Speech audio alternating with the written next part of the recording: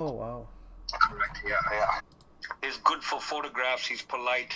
Yes. He shows up everywhere, shakes everyone's hand, and people in Canada, Canadians are just stupid. That's what they want. They want their ego to be stroked, right? And yeah. then they feel good. Yeah. Yeah. Oh. What can you do? Because I follow the meetings. I like every city hall meeting and every vote. Yes. I have the minutes, right, and I go through it, so I know exactly what city councils are doing, how they're spending money, how they mismanaging money. Because I actually did a degree in finance at U of T before I switched to social work. Oh, interesting. At Scarborough campus, and I worked for 10 years in banking. Then I switched. Yeah. Why would you switch from banking to social work? It's such a Social work? yeah. Yeah. I just kind of had I used to do real estate appraisals. Yeah, it sounds like you know real mortgage estate as appraisal, well. right? Yeah. It sounds like you know real but I estate, didn't- so yeah. Yes. So I did mortgage appraisals for all the banks with a private company, Okay. and I also did like contract work for a Royal Bank for valuation of their own assets, like commercial assets. Yeah. And then when I started to get like kind of more experienced and move up and work with guys who are higher up, I started to work for Executive Private Banking. Do you know that division of Royal Banks? Yes, yes. Okay, so those clients, all earning like $1 million or more, Yeah. started to kind of move around with them, and then I realized, man, these guys are so corrupt, so Yeah, greedy. It's yeah. disgusting, right? Yeah, that's politics. Politics usually is Yeah. corrupt. Yeah. Yeah, exactly, right? So the guy with the more assets, he can tell the bank what he wants to do, Yeah. and he can threaten to move all his stuff out to another bank, and so the Exactly. bank will tell us to overvalue his property, right? Yes, yes. And so that they can make the financing work. But Yeah. the thing is, the poorer guy, the guy who really needs the money, Yeah. you cannot move much. Yes. And the bank is like, no, who cares, right? Mhm. So I just kind of had a thing like, what's going on? I could see so much greed. I had a couple of friends who got into mobile mortgage, like a Yeah. mortgage. Yeah, I know. What are they called? Mortgage reps, right? Yeah, and Yeah. they used to listen. They'll forge the T4s, No way. get letters of employment, blah blah, right? Yeah, Yeah. and my friends, like, they made like millions. Okay, they bought like $1 million homes, Yeah. all on the backs of the working man. You know Yes. what I mean? Yes, yes. Yeah. Oh, that's so It's like sad. there's a so I just decided, forget it. I'm not gonna work for these people anymore. So I went back to school and did and I had I got depressed, like depression. So I just had like mental health issues, and then after I recovered, went back and did social work. Okay. So yeah. No. I just feel Toronto is a very, very bad city. Mhm. Very kind of like, systemic racism going on, classism, right? Yeah. So, that's it. How old are you, if you don't mind me asking, Daniel? I'm in my 30s. Oh, okay. So you're still young. Yeah, yeah. And you own your own business. Oh, what business is it? I forgot to ask. Maybe you want to tell me.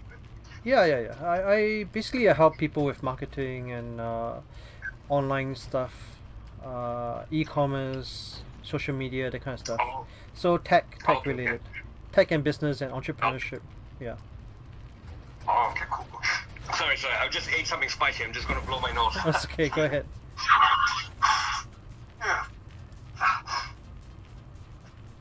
Yeah, give me a sec. I'll just put this in the kitchen and come back, Daniel. All right.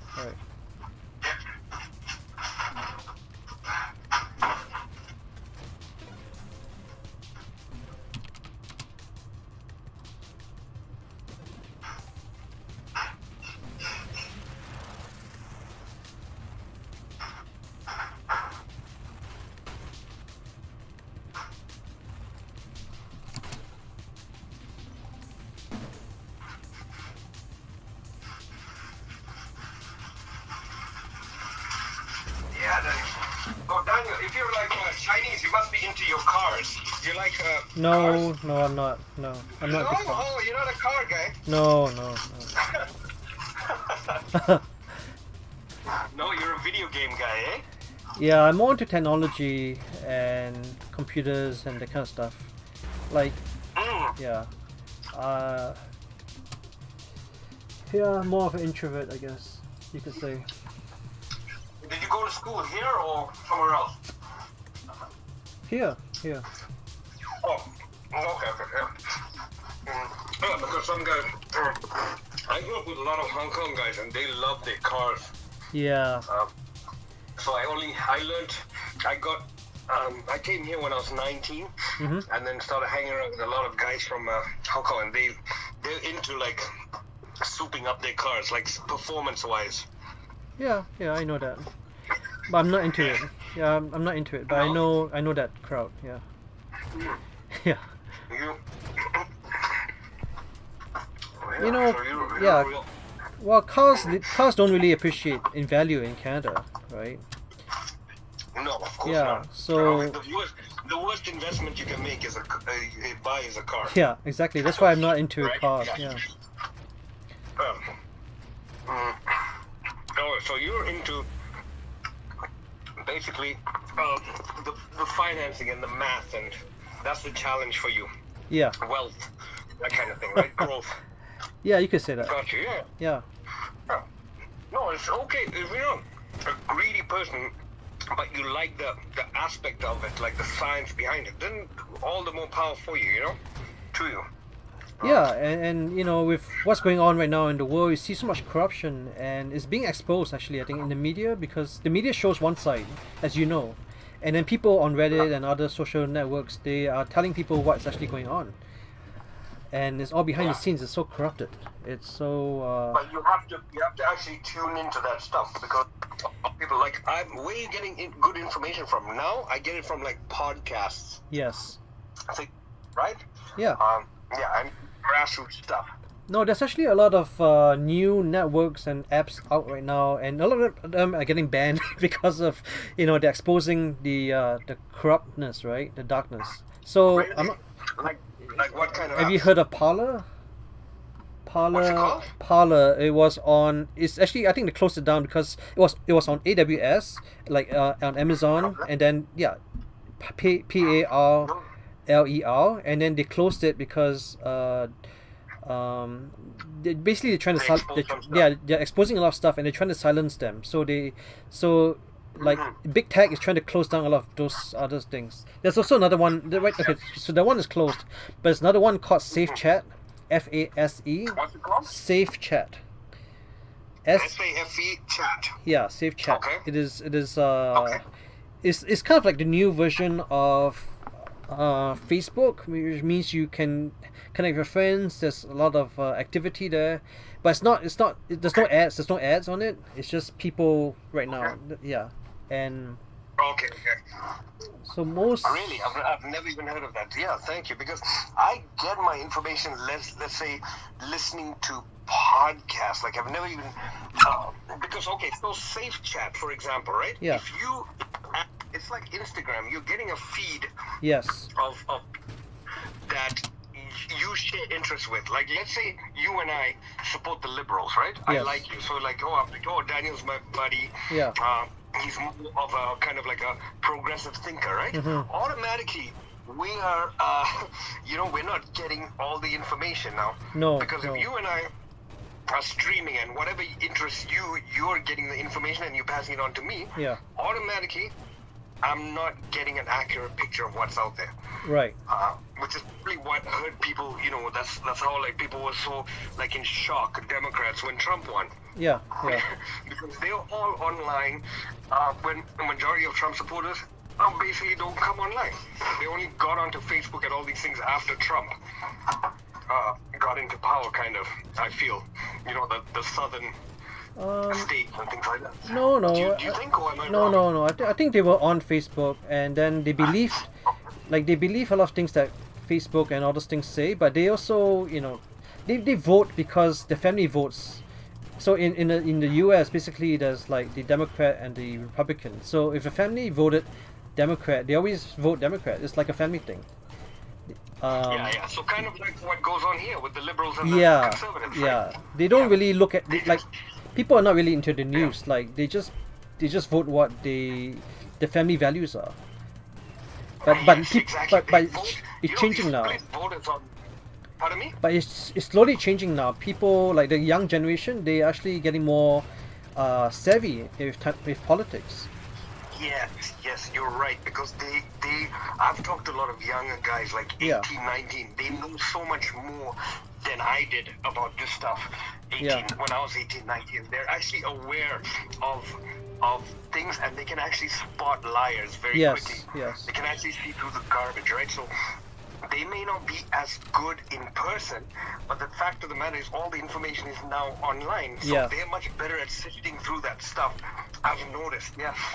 You're right. Because even like liberals, for example, they divide people on just those one single issue things Yes. that are useless, like abortion. What does that have to do with the federal government, right? Why, but Yeah. basically the liberals are pro-choice, and conservatives are against abortion, and then people are like, okay, I'm going to vote for conservatives No, the thing just is, based on that issue. no, the thing is a lot of okay. The reason why I think the government's involved with that politics involved with talking about abortions is because the taxpayers pay for it, right? Right. Because like healthcare is free in a sense. So we are actually paying for all these things that are being done. Right. As a taxpayer, exactly. yeah. We're not. We don't get free healthcare. We pay for it. No, yeah. I'm. That's why I say like we are actually paying for it. That's my point. Yeah, It's not free. Yeah. Yeah, but say you're voting for the federal government, right? Yeah. I mean, they are also responsible for a lot of, like, say, domestic policy, but a huge, across the country, right? So Yeah. for me, how much effect does whether or not abortion is legal or not have on our foreign policy and our domestic policy? Right. in Okay, terms of yeah. our thing? It's no effect. Or like, say, gun control. Yeah. That gun registration, right? Yeah, Who yeah. does it affect? Maybe only people in Alberta, right? They're the only ones who care about guns, and a couple of guys out in Nova Scotia, right? Like guys that I know who hunt and stuff. Yeah. But in Nova Scotia, it's very different. I have a lot of people, friends on the East Coast. They're much more depressed economically, but they're much nicer. They don't complain. You never hear them like complaining about, federal transfer payments, issues to do with their province, right? Like Newfoundland, Nova Scotia, they're very hardy people, Yes, very yes. kind. Yes. They're not racist at all. If you go west and you hit Alberta, that's where you see racism, right? Right. But it's kind of like hidden, right? But it's there, but it's not in the east. They're very warm, welcoming people. Like if you park your car on the side of the highway when you hit New Brunswick, right? Yeah. No car will ever pass you. The first car will stop and they'll be like, "Hey, what's up? Are you okay?" Right? Yeah. Right? They don't care if you're Chinese, black, brown, nothing. No. Right? They just depend on each other. So I think that's the real Canada for me. I've never gone west. The first time I went with my wife, we said, okay, let's go east. And we've never gone west again, ever. Okay. We just keep going east, right? Yeah, I'll never go west. I don't even care. I might go BC, but, it's just, what am I going to do in Alberta? What am I going to do in Saskatchewan? It's all those prairie. people, I feel they just... It's all the prairies.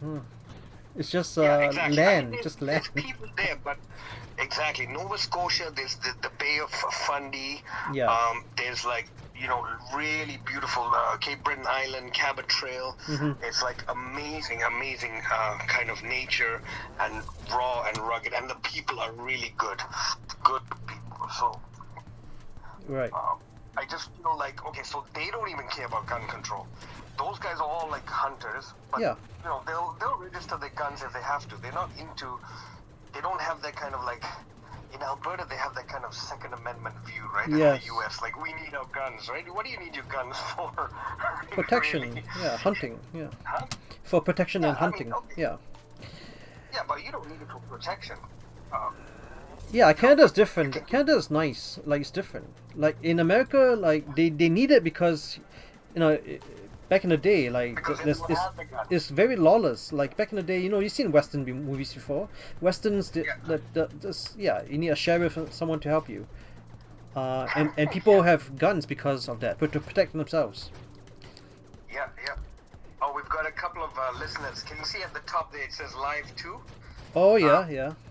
Yeah, and so you can hit the three buttons at the top, the three dots, and it'll tell you the show info, who's in here. Oh nice.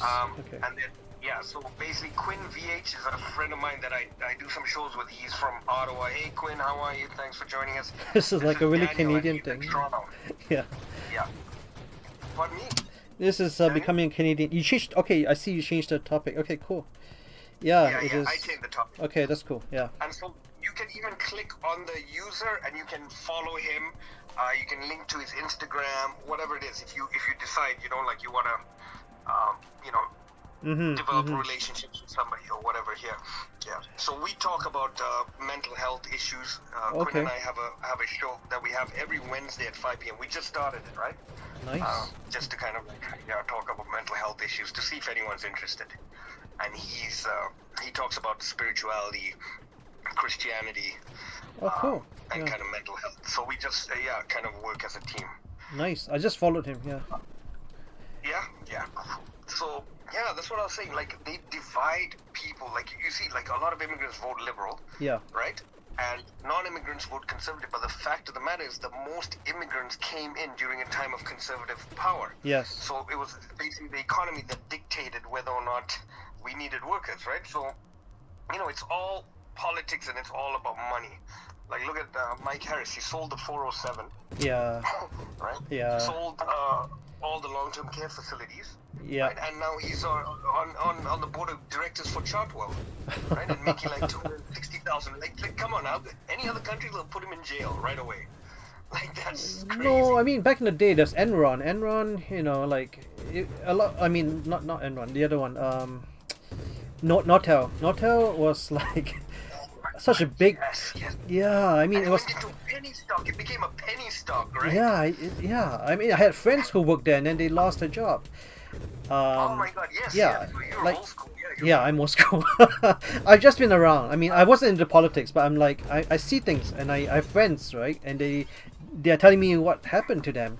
Like they had a nice house, and suddenly they just lost you're everything. educated, like you've gone to university, you kind of can see Yeah. between the lines, right? Yeah. Oh, sorry, Daniel. Just to, you see when the bubble shows up, Yep. we try to play the chats. Oh. That's comments from the users, right? Okay. So I'm gonna hit the bubble. Sure. Hey T-Dog, good to see you, man. I just finished a show with a friend there. We did a Bible study. I'm gonna go watch another show, but yeah, good to see you, man. And we'll talk later. See ya. And thanks for following me, Daniel. I followed you back. Thanks, Quinn. Take care. Awesome. Yeah. So, but guys, I don't know if you've actually. Is this like your first chat with me? You just walked in right now, or have you done some other shows before, Daniel? No, this is my first one. First one. I Okay, just yeah, just so got the app basically- yesterday, and I started using it today. Yeah.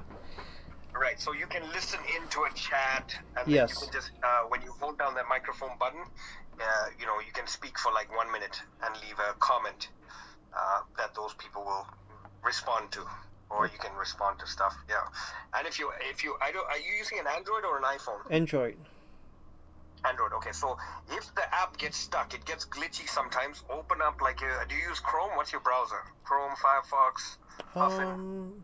I actually use Brave and Chrome. Brave, okay, yeah, I know. Okay, so basically open up Chrome if the app gets stuck. So what'll happen is you can see my mouth moving. It might Yeah. stop. Oh, And okay. on your side, you may not see the bubbles, so the partner will see the bubbles. So it gets glitchy. Open up Chrome and reload a web page, like reload a thing, and it kind of unsticks the app. Oh, I see. Okay. Right? But that's what one person told me. But you may know better than me. This Um, stuff. I'll Yeah. try. I'll see. Nothing has happened so far. I think it's pretty That's good. Everything.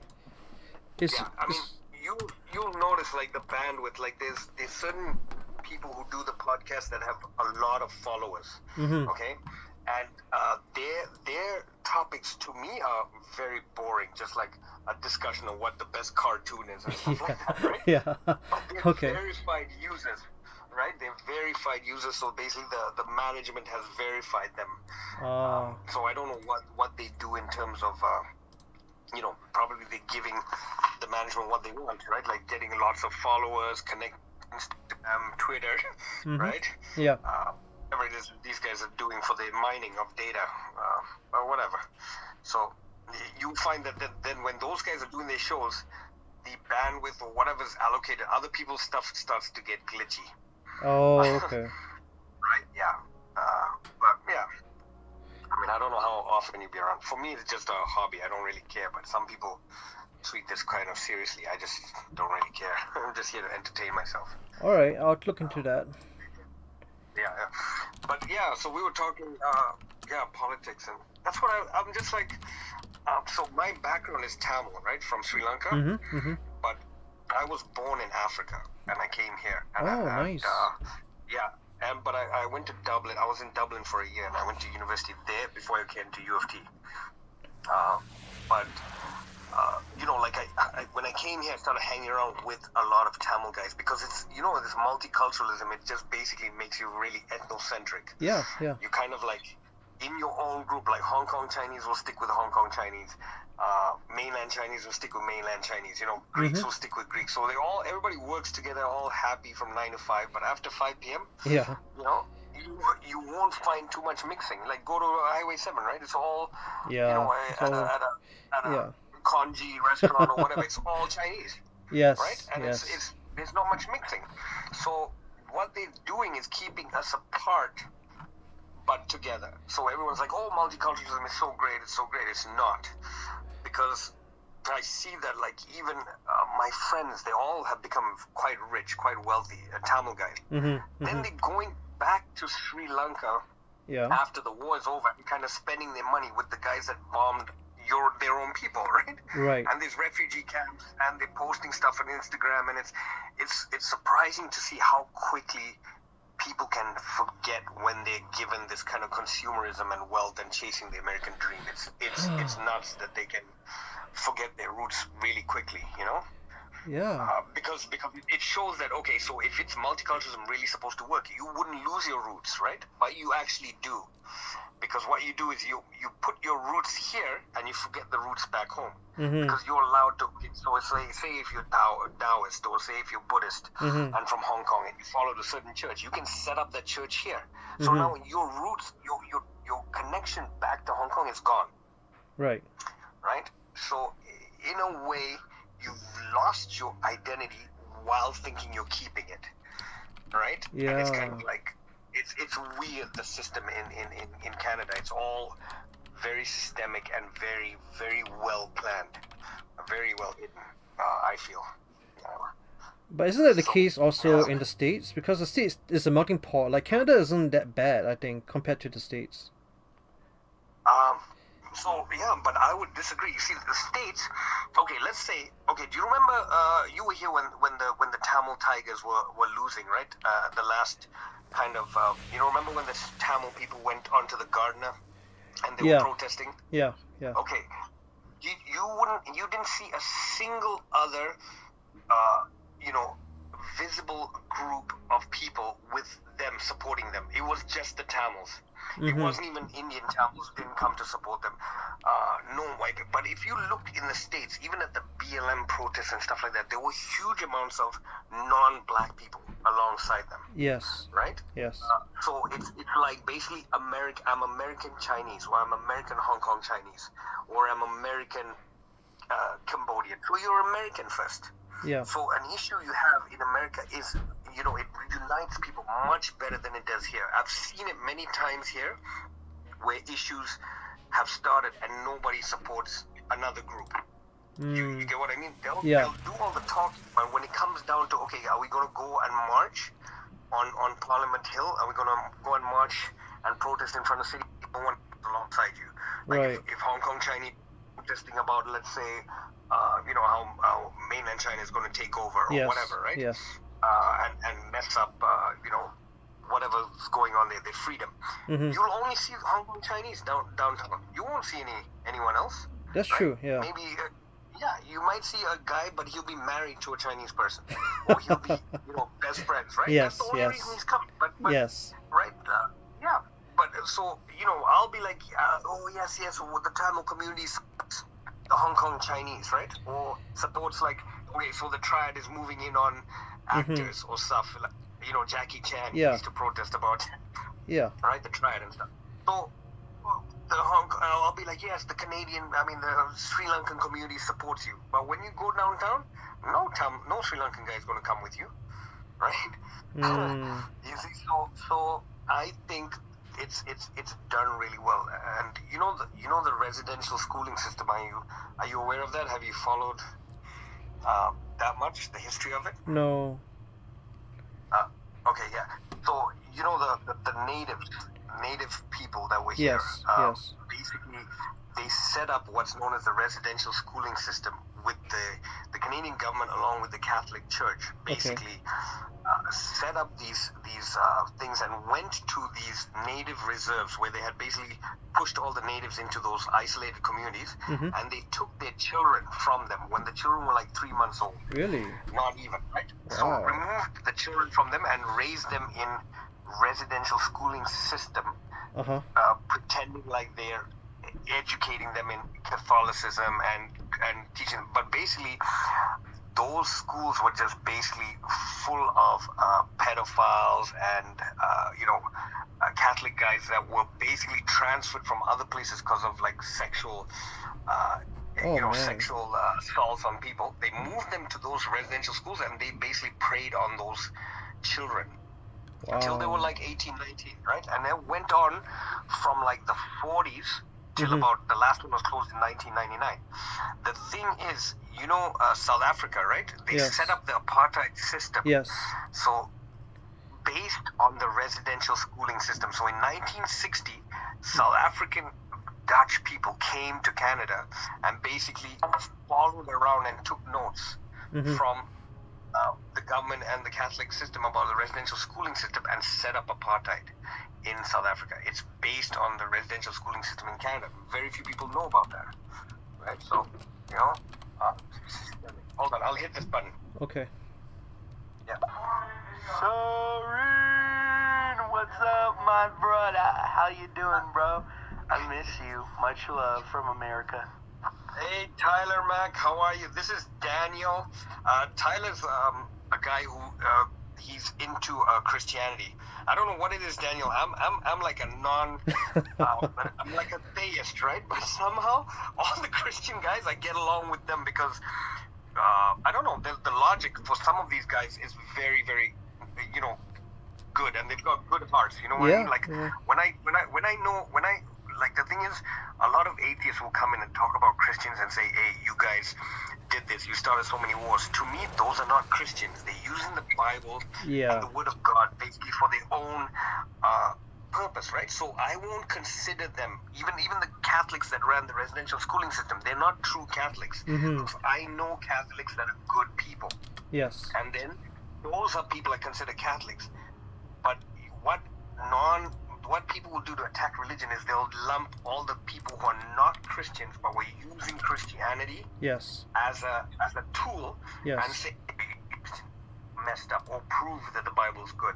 Look at all the bad you've done. No, that's incorrect, because it's the same thing as obeying the laws, right? The laws in Canada, for example, a lot of them are made by people to protect themselves. So I will break one or two laws because they've been broken by the people who have actually enacted the laws, Right. put them into legislation, right? Yes. So it's the same thing as how the Bible is. People take the Bible, take the words from the Bible, twist it, right, and then use it for their own thing. Yeah. Oh, let me hit this. Exactly, sir. And you pinned the tail on the donkey, man. You're so right, because those people do not reflect the heart of God. Those people aren't truly Christians, and being a Christian is being Christ-like. Fun fact, I found this out a couple of days ago, that the term Christian was actually a mocking term at first, but now we've adapted it. So, fun fact, Oh, I didn't know that. Daniel, are you religious? Are you Yeah, Christian? I am actually a Christian. Yeah, I am. And fun fact, it actually means yeah, it was derogatory. It was like an insult to be a Christian, and basically like Really? yeah, like the Ian after the Christian is means little Christ, which means anyway, it was Oh, yeah, it's like yeah, he you're kind of like a follower of him. yeah, exactly, and it was like an And then insult. basically he's like not known as a good person at that time, kind of like a basically an anti Establishment, kind of guy. exactly, yes, yeah. Right. So I mean, he just did all kinds of stuff to the Roman Empire, Yes. and people Yeah. blame him for destroying the empire because it was really corrupt. It's like the world today. Yeah. Anyway, yeah. So that's interesting. No. Yeah. So Daniel followed Tyler because the first time he ever came in stereo, he basically co-hosted with me, Okay. and what he was saying made sense because he wasn't really quoting the Bible or using the Bible, but he was saying, "Hey, listen, Soren's my real name." He was like, "T-Dots, you bet before you die, because you won't see heaven, right?" But Yeah, that was yeah. the only thing, and I was like, "Yeah, maybe I will. Maybe I'm not close-minded to anything, right? I'm just kind of like open to everything, right?" Right. So we got along and we did like a cast for like 7 hours straight. Wow. It was, yeah, him and I, because he was just going, and I was kind of like feeding off his energy. Yeah, So yeah. he's a guy you should follow. Very, very nice guy. Yeah, And the- Quinn, the other guy who came in. Yeah, I followed both of them already. Yeah. The main thing is it shouldn't divide. Like it shouldn't be dividing people. Like Christians should not divide. I mean, sometimes they do, but usually they don't. Yeah. Yeah, but you see, like Tyler, he's not telling. When he was saying to me, "Hey, didn't pull up my defenses." I'm not like feeling like, "Hey, someone's telling me to do something or else." He wasn't. He was saying like, "Hey, I want you to kind of experience what I am experiencing. I feel this thing since I've found Christ." Exactly. And so I'm trying to bring it to you, right? Right, But right. like there's other type of people that will say, "Hey, you should," but that's a way of controlling. He wasn't like that, so I didn't feel at all like I was being, threatened or kind of like, how people have Yeah, those yeah. subconscious defensive mechanisms Yes. that come up, Yes. and then they automatically start coming up with arguments in their head, even if they're trying to be polite. I mean, like Canadians are famous for that, right? Yeah. Yeah. Let me hit this bubble. Okay. But there is a verse that a lot of Christians don't like because it refers to us as little gods. But God basically, there is a scripture that says that He refers to us as gods, as little gods. We're not the big G, of course, but I don't know. I know some Christians have adapted that theology. I don't know about that, but like my brother Daniel said, it means little Christ, and I mean technically we're saints, not because of anything we did, but because of what He did, and we're made righteous because of Yes. Him. And a lot of people have false humility. That a lot of Christians I met are just like, I'm so down, I'm not worthy. Well, you weren't worthy before, but you were made worthy, and it's like, come on, man. Take your place with Christ. Absolutely. 100%. There you go. Yes. Yeah. And Daniel, I mean, if you're into Christianity and doing casts like him and Quinn are amazing. Quinn is actually from Ottawa. Yeah. And Tyler is from the U.S. and he's always driving around at night and sending me Snapchats of food places. He always Oh, gets yes. to a food place when it's closed. Oh, nice. Yeah. But Daniel seems a very intelligent guy. But most guys in Toronto, well, no, I shouldn't say in Toronto. Most guys who are up north, Richmond Hill, Markham, are kind of smarter guys. I don't know where exactly you are, Daniel. Yeah. But, and he's into, I think, Twitch and video Yeah. games, right? Yeah, I'm actually just for fun. I haven't actually streamed for a long time. Just last few days I've been getting the itch to stream again, like to do some online games. So I'm just I'm streaming right now as we're talking, just in the background. I'm just playing this game that doesn't require too much brain power. What's the game called? It's Nova Drift. Nova Drift. Okay. And Okay. it's a beta game. Like the developers asked me to try it out, so I'm beta testing, just for fun. Okay. So you know the developers, they're like Canadian guys. They're not Canadian. Oh no, they don't have to be. They No, don't. no. Yeah, they're not Canadian. But they just they just sent me this game and they're like just test it out. This game is being sold right now. I think it's like but it's a beta game. But they're really selling it. So anyone who wants to try it out can try it out. It's kind of cool. It's just like a asteroid game where you just fly around and you shoot things. Okay. Oh. Yeah, if you like, my username is Dear Daniel Lim. So if you're on the computer, any one of you listening, you can just check it out, and you can like talk to me as well. On Twitch. Yeah, on Twitch. Okay. And it's also on YouTube. Actually, I'm also streaming on YouTube. So like in the future, I want to, like like if we end up talking more about like something, we can do like a stream or podcast or something where we can talk about topics. Yeah, and then Like a multiple thing that goes out. Yes. yeah. I mean, I have a nice platform, and I have everything set up basically. So yeah, I mean, Oh, okay. Perfect then. Yeah. I mean, because I know very little about this, but I talked to a guy from Ireland, and he's basically using these because as soon as the chat is done with you and I, it saves, right? Yes. Under your name. Yes. So what he's doing is building content, and he Yeah. does like streaming from platforms, using so many like cameras and things yeah. and Facebook. An Irish guy, and he's kind of like an investor. But Oh, let me hit okay. this bubble before Sure. it piles up. Okay. Now, keep in mind, I'm not anti-denomination. I think that God can use denominations within the Christian branch, but I don't know how to describe it. But like I've told you, sir,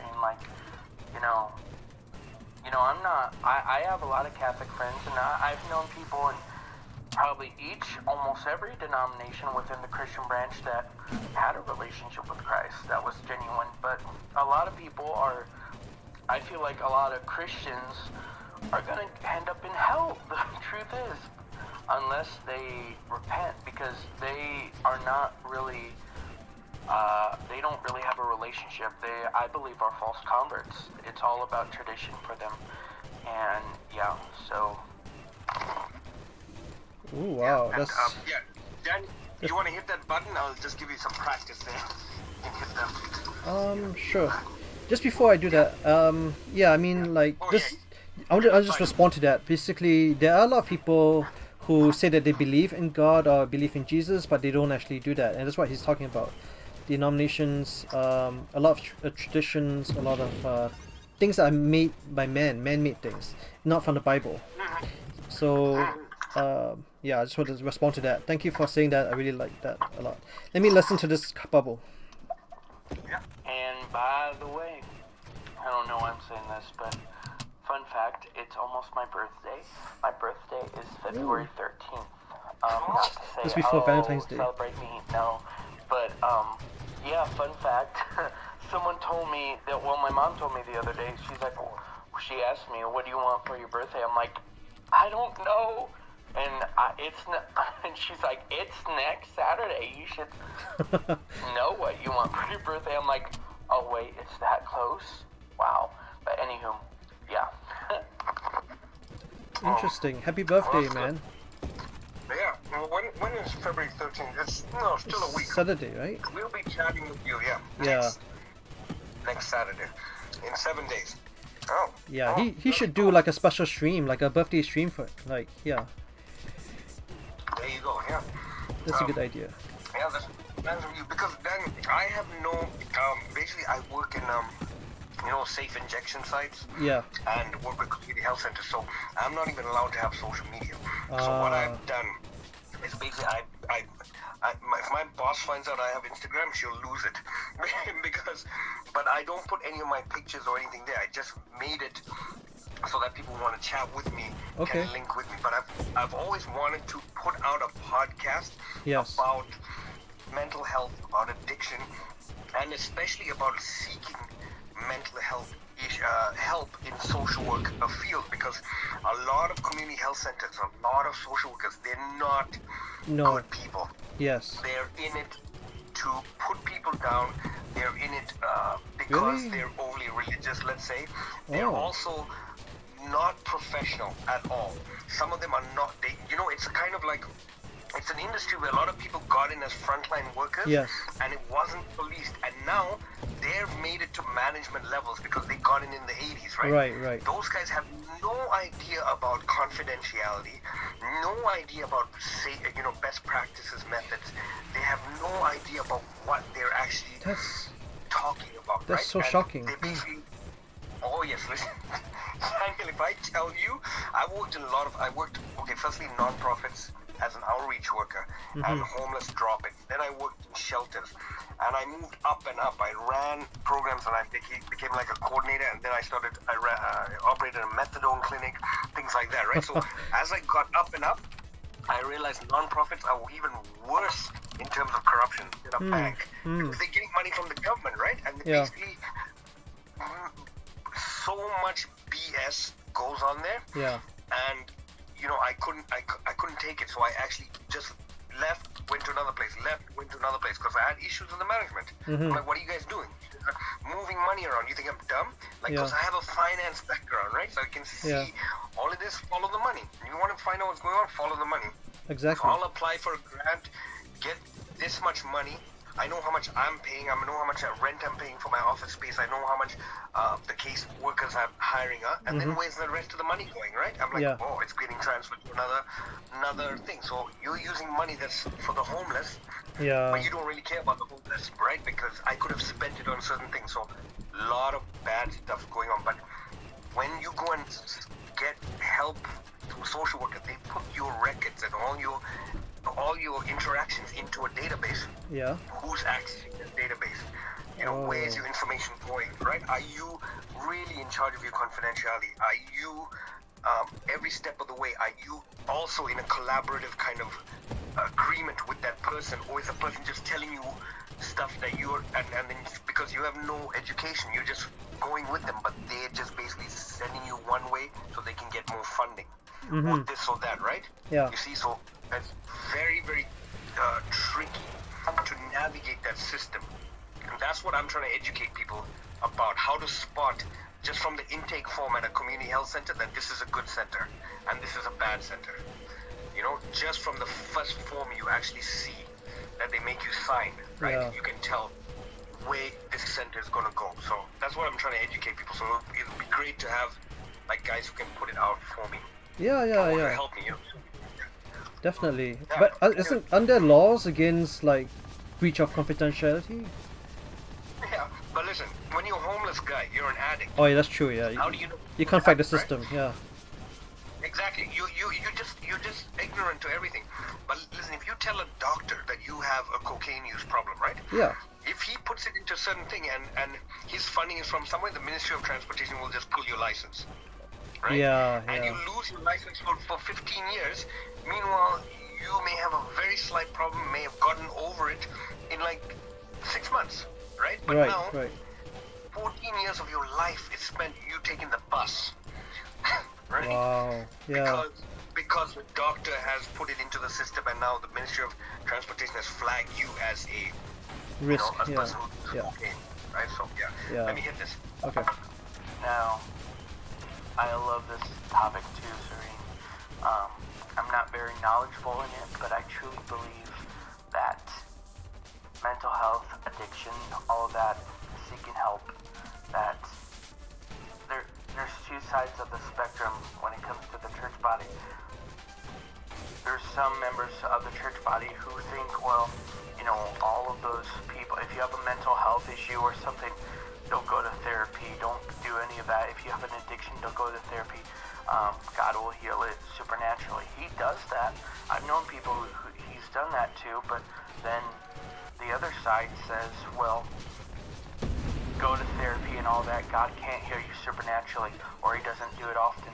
And I truly believe God even uses natural resources, but he also uses his divine power to heal people.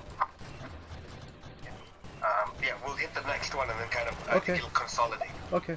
Speaking of addiction, I've heard of testimonies where there was this one guy who he had a terrible alcohol addiction.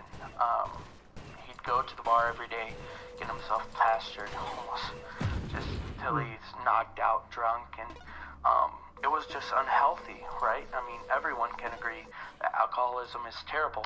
Well, this guy, he met Jesus, and he had a relationship with him. I forget how, but he encountered God, and he has a relationship with him now, and God delivered him of that alcoholism addiction, and now he goes to the bar to tell people about Jesus and to not only preach but build relationships, so that through that relationship God can work. So I think that's awesome. And I think one more. Okay. And like you're talking about, Serene, those sinners you're talking about, God can even use those. I know I talked about, gave an example of supernatural, divine healing encounter where the guy just, his addiction, the shackles, which was alcoholism, that was weighing him down, God just took off divinely. But like I said, I mean, he can work through medicine. I believe that he can work through medicine. I've heard of Christian doctors who, I mean, they pray for the patient to be healed divinely, but also they know that surgery and stuff is, sometimes God uses surgery and all that for all that stuff. So, yeah, it goes both ways. I'm babbling, sorry. That's okay. Oh, wait, before you go, before you run off, Tyler, Quinn was actually looking to meet you, so I just sent him a message on Instagram, and he's going to come into this chat, so he can send messages and you guys can connect. So Daniel, I've been trying to connect, the first guy who came and commented. Yeah, I do, yeah. And then I told him about Tyler, right? Because they haven't actually met, and I said the two of them should have a podcast together because they'll be quite the Christian crusaders, I think. Yeah. Sounds very interesting. good. So, hang out here, and Quinn will come and try and connect with you, Tyler, because that's the guy I've been trying to hook you up with for you guys to have your own podcast. And you know how Tyler was talking about like mental health and stuff. Yes. So there's people with, schizophrenia, for example, right? Yeah. When you're hearing voices. Yeah. It's not really. It can be the voice of God. It can be the voice of a kind of a spiritual being. Right. Or what you would say, a Christian would say, okay, it's Christ, or thing.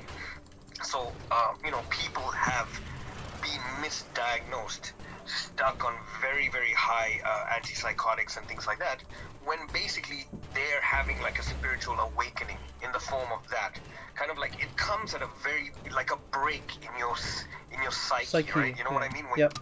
Exactly. When you put into so much pressure that there's a crack in your soul and it lets in goodness, but sometimes it's taken for something weird, right? Or kind of like No. that kind of schizophrenia. No, I What do you think I think that in schizophrenia, right, you have multiple personalities. Is that the one where you? Right. But you the thing is, you think that is your own voice. You don't think that is God's voice. Usually, you know that it is your own voice, and you hear multiple voices, and then and usually there's hallucinations involved, right?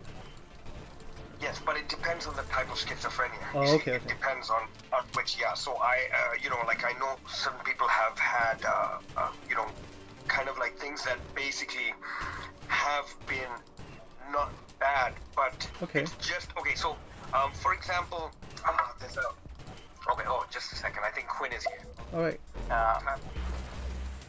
I don't think you're saying this, but just replying to what you said, like people with schizophrenia, people can be misdiagnosed with schizophrenia, but they're actually hearing the voice of God. A lot of times I believe, and I haven't gotten into this topic because, like I said, I'm not like good on theology and stuff, but I do believe that there's demonic realms just as there's angelic realms. And I believe sometimes, especially if you're a Christian, Christians can't be possessed, but they can be demonized, which influenced by a demon. And I believe sometimes mental health is that, you know? Right. And so Tyler, the guy I've been trying to make you meet is right sitting next to you, so he's gonna send a message. Hey man, I'm back. I just want to give a shout out to T-Dot and to Tyler. Tyler, I know T-Dot introduced me to you. We should definitely do a talk sometime. But yeah, about schizophrenia, like you can definitely hear the voice of God like I did. Yeah, and let me play the next one here. And this one maybe. Tyler's right about the demonic realms and the angelic realms. I 100% interact with both. So actually, Daniel, Yes. Quinn might tell you about his experience with schizophrenia. Okay. So there's have you ever you've read or heard of Aldous Huxley, right? You know who Aldous Huxley is? Not familiar. No? Not maybe. Okay, I don't know so- his name. Yeah. Yeah, he wrote A Brave New World. Okay, so you know it's like Yeah. a 1984 kind of a George Orwell Yes. dystopian future, right? Yes. But he's got some very, very amazing quotes about society and about mental health. That I'll read you guys one thing so you guys can listen. I think you guys Okay. may have heard it before, but let me read you this quote, okay? So here. The real hopeless victims of mental illness are to be found among those who appear most normal. Many of them are normal because they're so well adjusted to our mode of existence, because their actual real human voice has been silenced so early in their lives that they do not even struggle or suffer or develop symptoms as the neurotic does. They are normal not in what may be called the absolute sense of the word. They are normal only in relation to a profoundly abnormal society. Their perfect adjustment to that abnormal society is a measure of their mental sickness. These millions of abnormally normal people living without fuss in a society to which, if they were fully present as human beings, they ought not to be adjusted. So basically he's saying that people who appear to be most adjusted and well adjusted in a sick society are the ones that are really sick. Yes. Right? Yes. I've heard it before. Because Yeah. you've heard that before, right? That's Aldous Huxley. If you read his quotes, he makes so many kind of very profound, at least for me, kind of very kind of profound views. And he used to write this stuff in the 60s, right? He died in the 60s. Yeah. I'll just hit this. Cool. Now, I don't know if y'all are saying that, maybe I'm mishearing y'all, but if y'all are saying that schizophrenia can actually, you can be hearing the voice of God when you're having schizophrenia, I kind of wager against that, because because people with schizophrenia, and I haven't been involved with schizophrenia, so I don't have a big say, but the people I've seen with schizophrenia have like thoughts of suicide, voices telling them to commit suicide and all that, or just different things like that, or like bad voices in their head. And like I said, that can be a demon. Now, if they're not a Christian, now they have a potential for that demon to possess them. Yeah. Okay. So, yeah. Like I think, like, you know, you when you see schizophrenia, you're viewing it as the kind of like that Hollywoodized kind of version, right? Like where people are hearing those kind of things. But there's so many different levels for schizophrenia, right? Like and also people are misdiagnosed with schizophrenia. You could just be having a very, very bad kind of like nervous breakdown, and you know how you have your id and your ego, right? I don't know if you follow Yeah. Eckhart Tolle, right? The power of now, right? Like mindfulness meditation. So you have one voice talking to the other voice. So it's basically your real you telling the persona that you're presenting to the outside world, what are you doing? So you'll have these two voices at certain times depending on the situation and where you are at in your life and whether you're using substance or you're drinking a lot, that you think it's hearing voices, but it's just you talking to yourself, right? But one voice is carrying so much more power that it feels like that, right? But or it could be something else. But the thing is, that can be diagnosed as schizophrenia when it's not truly schizophrenia. It's just basically you talking yourself out of something, or you talking yourself into something. No, but that sounds like I the hope- person's psyche has a crack in it. Like there seems to be a fragmented psyche that has two voices, and I don't know. I mean, it sounds very suspect to me. Okay, so I've been through that. I've experienced Okay. it. I don't know if you've read Eckhart Tolle, The Power of I've Now, heard right? of him. Yeah, I mean, Talks- Oprah yeah, really he likes talks the about guy. Yeah, Yeah, so he talks about the id and the ego, right? yeah. The id is the real you. It's But it that- doesn't have a voice. It shouldn't have a voice. Like it's more so like in my it's more subconscious, isn't it? You correct me if I'm wrong. I'm just asking. Yeah. okay, so I believe it is the real you, your heart. Yeah, and your heart. versus your mind. Your brain is thinking, and that produces thoughts, right? Like Yes. basically like a train. But Okay. that's not the real you. You can choose to jump on the train and go with the thoughts, Yes. right? Or you can choose to just wait on the platform and watch the thoughts go by. So that's a way of combating addiction. For example, when you're having that kind of like jonesing for a drug, right? You just have to wait and it'll pass. Right? So basically, what are you waiting for to pass? The But- default of your mind is negativity. But there's because it wants to keep chemicals, isn't it? Like the drug part of it is chemicals. It's not just your mind, your id, your super ego, and your ego. It's chemicals. There's a certain amount of chemicals, and then there's something that isn't. That's what I believe. Oh, you see. okay, So, okay. Like Daniel, when you're in love with somebody, is that a chemical reaction? It is. Or It is your a heart? It is a chemical reaction. It's endorphins You can- and yeah, Yes. serotonin and all the It stuff. Yeah.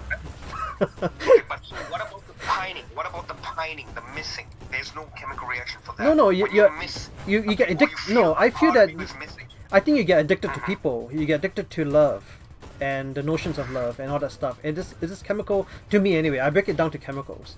Like I blame chemicals. You're more of a scientist. Yes, You're I'm more of a practical scientist. guy, right? Yeah, and me, I'm more of a kind of like a spiritual, and these Okay. guys are more of religious, right? So they connected more with me. Okay. So you'll have more of an argument with us on one side. Yes. But I'm kind of in the middle, right? Okay, let me hit the buttons because I think we've got a nice debate going Yes, here. yes. And the boys are riled up too. Okay, let's hear them. I'm not trying to say like a priest needs to come in and the power of Christ compels you and stuff and all that. Like those are just the movies. I mean, those are pretty messed up. You know, I believe those are dramatic, but like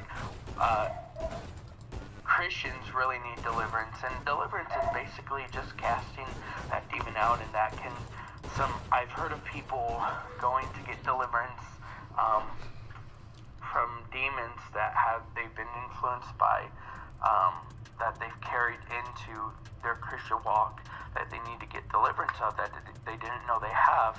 Now, like I said, they don't overrule like their spirit, which that would be possessive, you know, but they're demonized, and they get rid of that spirit, and sometimes it's not even a manifestation, it just comes off like a light weight off your shoulders.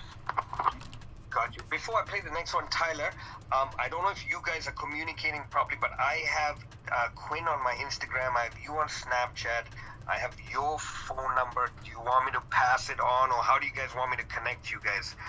But yeah, this is really cool. Like, I think the four of us make a great, because Daniel here, I know he's all practical, all science, all math. He's all logic, right? And I'm kind of like in the middle. And then you guys are kind of like also kind of like spiritual, but religion and spirituality, I feel, are very interconnected, right? It's just, Sorry about that. let me hit the other. Yeah. Are you okay, Daniel? Did you Yeah, want yeah, to say yeah. anything? No. Sorry, nothing. To Tyler? Yeah. Okay. In response to Tyler, like, yeah, with schizophrenia, I 100% did hear the voice of God. I heard the voice of God before my schizophrenic episode started, but I also realized that demons were interacting with me, but because of my faith in Jesus, they had no power over me. There you go. Play the next one. Or Daniel, any comments? No, keep going. No? Daniel's please. I agree with that. Okay, now I'm on the same page with you. You know, I think of Paul. Well, he was Saul before God gave him the name Paul. Saul was killing Christians and everything, and he was on a road, and God encountered him, and I think he was with people, and people might have thought that he was crazy, and they probably would have put him in a mental institution because he saw God. The Bible, Scripture says he saw God, but with his own eyes, but no one else could see him. They could just hear him. And people probably thought he was still crazy. And I've known people. I knew a guy, a buddy, who lives out in Florida, and basically when he first came to God and everything, he heard God and everything, and they thought he was so crazy they enlisted him, misdiagnosed him. Yeah, those days they would give you a lobotomy too if you get too vocal about it. Yeah. About stuff, right? Yeah, let me hit this. And the Bible talks about thoughts, and Scripture talks about that when you're a believer, when you're a born-again follower, a Christian of Christ,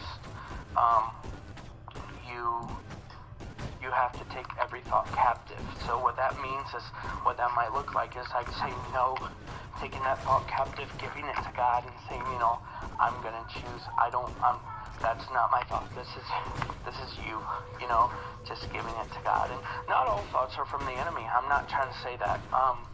Now, if you let the enemy influence you, yes, he's gonna. He's gonna implant thoughts into your head. But sometimes it's just flesh, you know. But you know, God can even heal schizophrenia, you know. So yeah, just me rambling. I'm sorry. I just love y'all. Y'all are awesome. No worries, Tyler. Ramble away. Dario, any thoughts? Yeah, I wanted to say that, okay, so when he gave the example of Paul, like, Paul saw Jesus. It wasn't just hearing voices.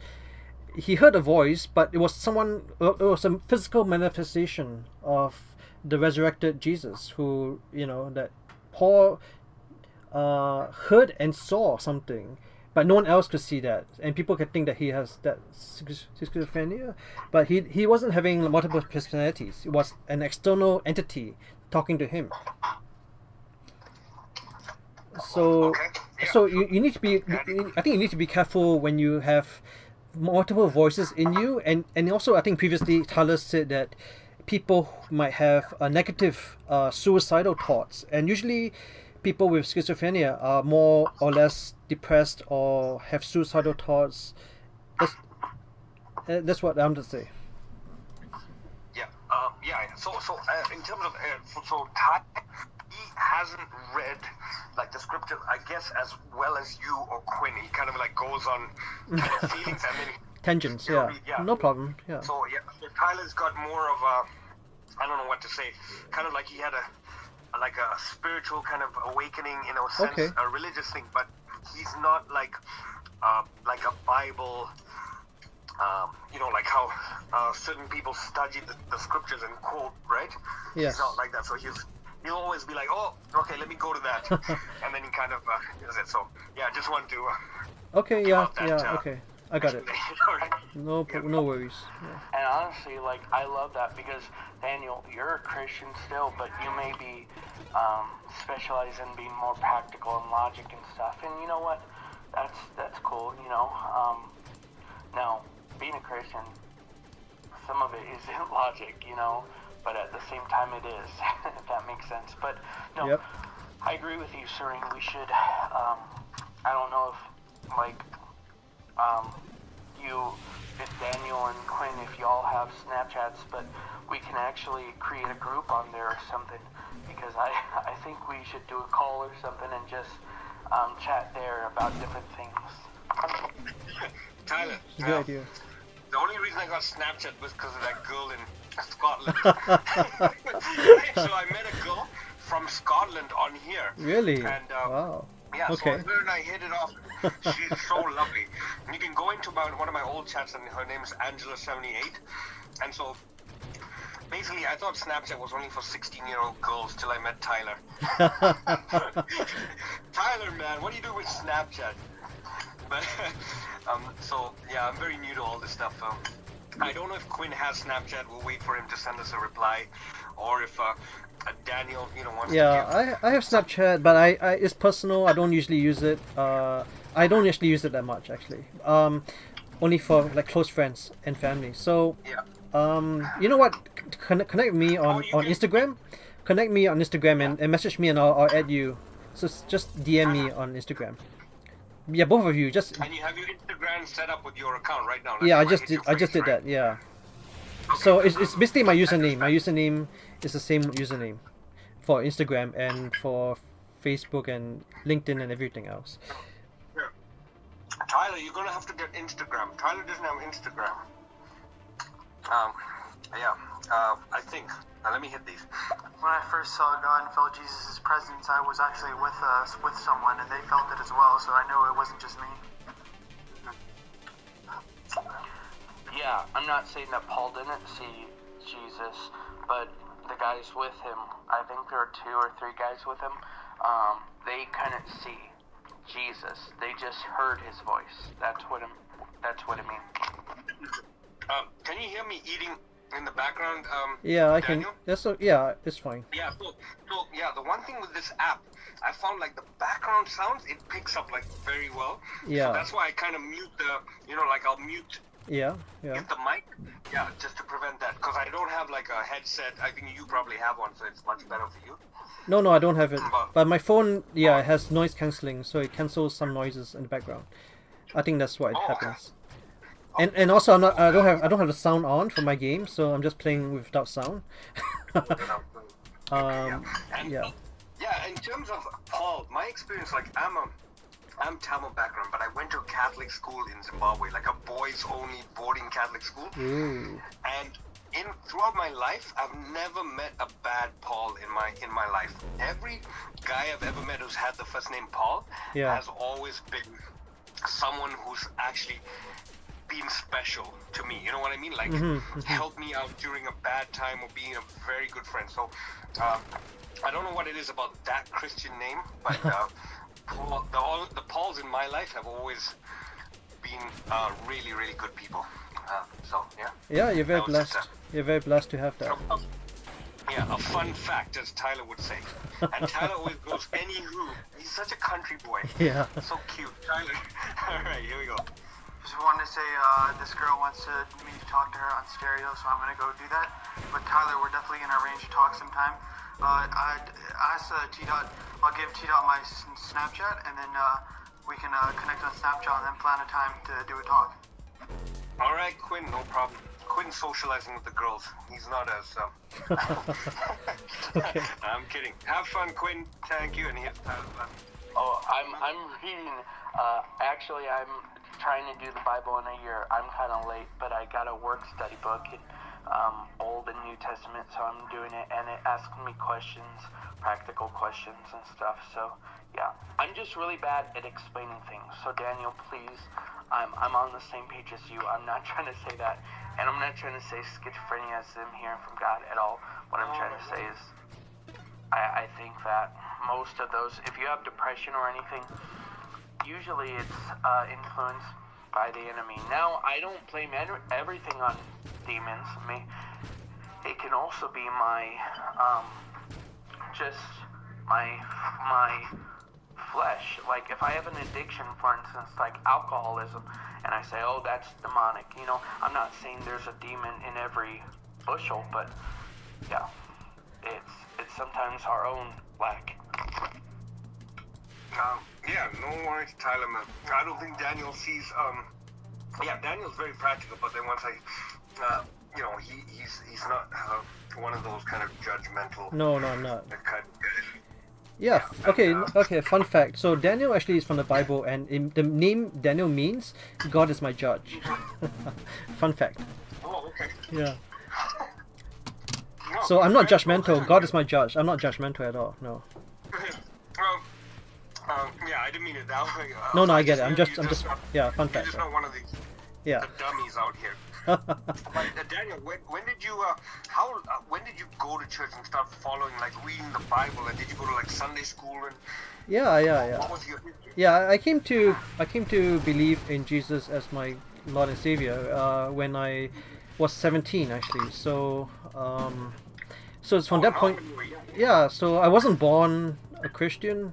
It was just something that I came to, faith around 17.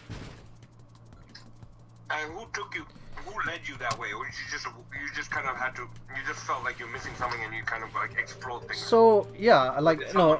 So when I was so this is gonna be a long story, but basically I'll try to summarize it. So basically I dropped out of high school. I was in Canada. I dropped out of high school. I went back to Asia because that's where my family is from, and so long story short, basically I basically became a Christian in Asia. Because I think in Canada, like just generally speaking, like it's very you don't really notice a lot of spiritual stuff in Canada and in North America. Yeah. It's all hidden. It's all very subtle. You don't notice it, yeah. You don't notice it as much. It's very subtle. The East is way, Yeah. way It's more more spiritual. in tune with. I mean, Yes, yeah. I mean, you're like right. you've been to Sri Lanka and all those countries before, right? Like everywhere you go, you see a temple. Yeah. Over here, you don't really see that as much. It's a collective society versus Yeah. individual society. Exactly. Right? It's And it's more collective subtle. Society, yeah.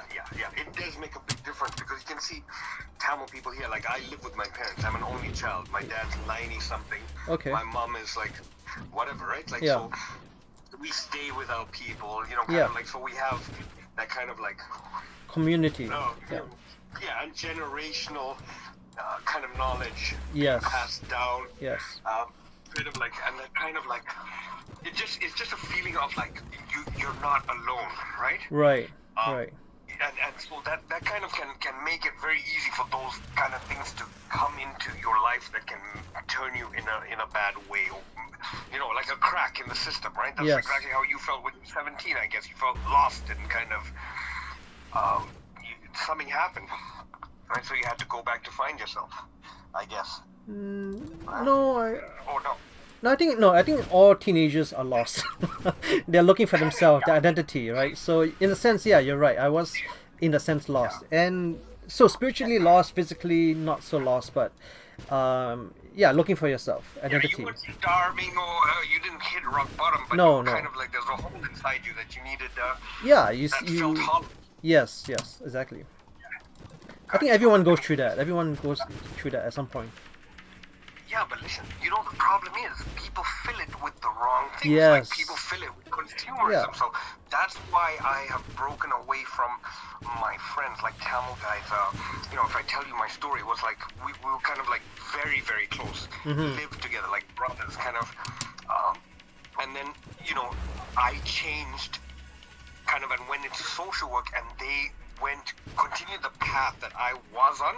Yeah. But just got progressively more and more into wealth and acquiring stuff, and now they're living very different lives from me.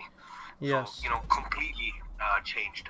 Yeah, let me hit this before we lose our Okay. one guy, Tyler. Well, no one's really born Christian. A lot of people think that. This is what I mean. There's some people who think they're Christian because of their family members, because they grew up in a Christian household, or because they got baptized. But Romans 9:10 in Scripture says, if you confess with your mouth that Jesus is Lord and believe in your heart that God rose him from the grave, you will be saved. And there's also repentance in that, but there's no formula. It's that easy, but you don't just become Christian when you're born, That's right. Yeah. So yeah.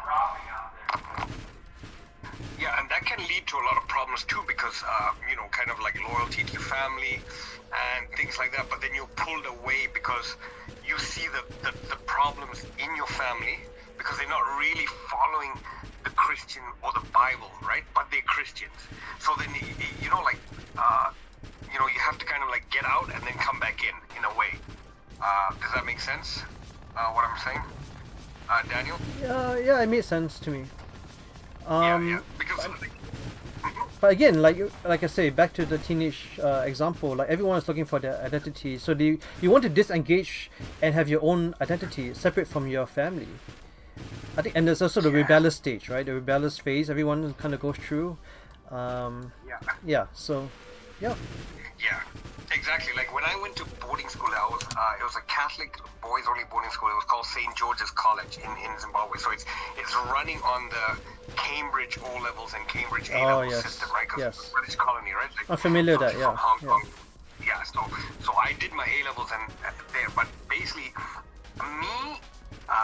I was a Hindu at that time, right, or whatever. I wasn't a Catholic, but in the school, you know, it's a very, very kind of like, what do you call it, like upper class, kind of rich posh. school, right? Private school, right? Yeah. Posh. Yeah, my dad worked for Mobil Oil.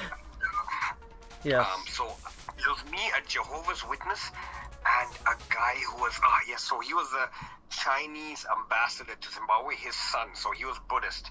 We were the only 3 non-Catholics in the whole school. Okay, it was like that. So, but then basically after like 1 year, I went back home and I told my parents, hey, listen, I'm not Hindu, I'm Catholic, right? Because I'd go to the mass and, right, it felt so much more cooler, right, than the Hindu religion. I was like 10, right? So I'm like, why do I want to worship these Shiva, gods, right? And Shiva, right? But, you know, I didn't realize that actually Hinduism is not even a religion. It's teachings that's been moved into a religion, right? Like, so those kind of like different idols are just stories. But you know, I went through that whole rebellious stage where I was like telling my mom, I'm a Catholic, man. You people are a bunch of backward friggin' brown people. What's wrong with you guys, right? Like, you know, so I had to go through that. Let me hit the thing. Okay. And basically, there's a lot of people also who think, Christians who think that when you're born, you're not born into sin, you know, but the Bible says somewhere that when we are born, we're born into sin, not because of anything we did, but because of what our ancestors, Adam and Eve, did first in that garden. And that's why we're held onto that curse until we come to Christ. And I'm not trying to say, like, I'm not judging at all. By the way, speaking of the meaning of Daniel, God is my judge. A lot of people think God is just loving. He's a judge too, and he will not be mocked. I've heard stories. Absolutely. Daniel? And I don't think it's a matter of getting back into it. I think it's a matter of like, you know, like, I mean, the Bible says work out your own salvation. So we need to work out our own salvation. So that's my thing. You know, you're not considered a Christian or a Christ follower because your family is, or because you got baptized as a baby. You know, baptism doesn't save you. Only, you know, what Romans 10:9. I mean, it's just saying Jesus as your Lord and Savior from your mouth, and also just accepting Him into your life by believing, having that faith that He rose from the dead. And the Bible says you don't have to have that much faith, because it's just the faith of a mustard seed, and a mustard seed is very small. So yeah. Isn't Tyler so cool? Like, Tyler about 4 days ago probably didn't even know these verses. You've been doing his Bible study. Nice. Yeah. Yeah, that's Tyler, awesome. have people been challenging you on stereo without me as your bodyguard?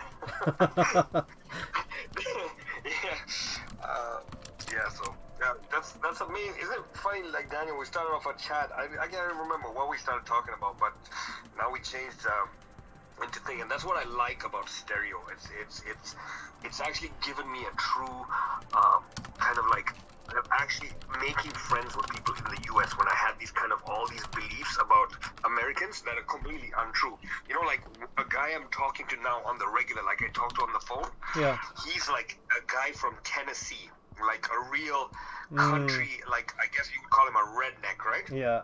But amazing guy, and we become friends. Like, we've got all our differences. Like, he didn't even know what a Sri Lankan was, right? And you know what I mean? But he's a very good kind of soul and a good spirit kind of, so we like kind of educating each other, Mm-hmm. in our own worlds, right? So, Yes. Amazing guy. Like, he's basically your typical guy, like, got a whole stockpile of guns,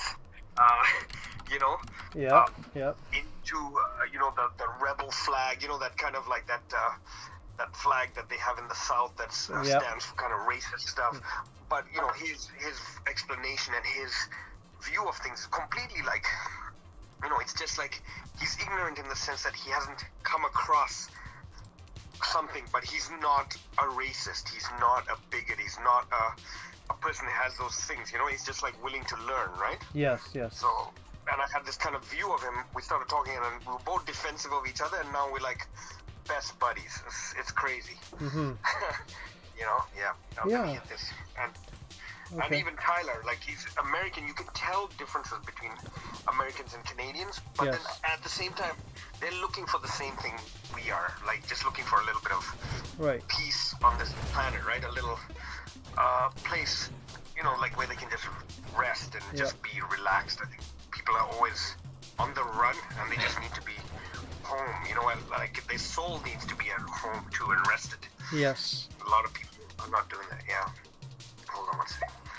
But yeah, also, I'm praying for you, Serene, and I'm praying that, and I've told you this before, I'm praying that you have an encounter with God that's like no other. You have an encounter with the Lord that's like so radical that it'll change your life forever. Daniel can Attest. testify to this, Yes.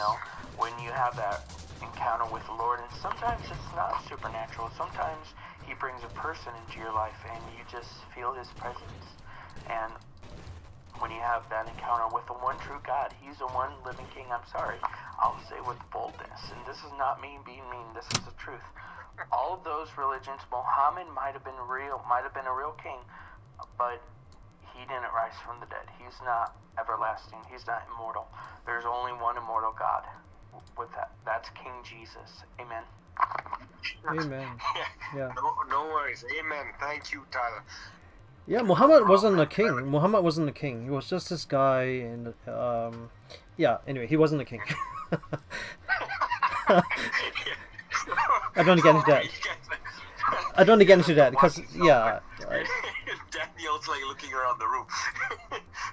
Yeah, man. No, thank you, Tyler. Thank you. I appreciate your prayers, man.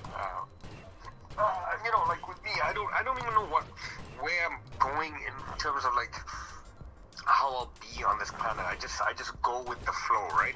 But when I had Daniel, Yeah. like I told you, I used to be engaged, and I'm earning like 140 grand a year, okay, for 10 years. Uh-huh. I was so unhappy, like just insane. I had like my fiance at the time was like a model, right, from Australia. It was like this pure this ego. I thought I was like a good person, like a guy who was loyal to his was like this and that. But I didn't know what the hell was going on. I had no idea there were poor people in Canada. I didn't know they were people who were homeless. Yes. I used to drive cabs like non-profits. Yes. And I had no idea about how lucky I was, right? Like just because of whatever, I just ended up getting educated and having kind of like a flair for. I think with me, I know I'm good with people. I can connect with people, and so people would just pull me up that was successful. I wasn't like the greedy person. Yes. People who were going up just wanted their team around them. Like you might trust me, so you're like, hey, listen, I need Suren. So whatever I get into a new department, I'll get rid of that guy and have Suren as my backup because he's loyal, right? Yeah. So that's how I was just getting pulled up into these things. And I was so high up, I didn't know what was going on. Like, I had no clue how kind of fake and how just weird and egotistical I was until I crashed and burned. I kind of had a breakdown. broke up my engagement. My ex, this Tamil girl, she charged me. She had me charged with the police. Wow. It was a mess, right? Yeah, it set me up. They were, Sri Lankan people are kind of like aggressive and violent, right? Like people try to kill me. Yeah. It was just a long, long story, right? I just kind of descended, but managed to kind of survive, and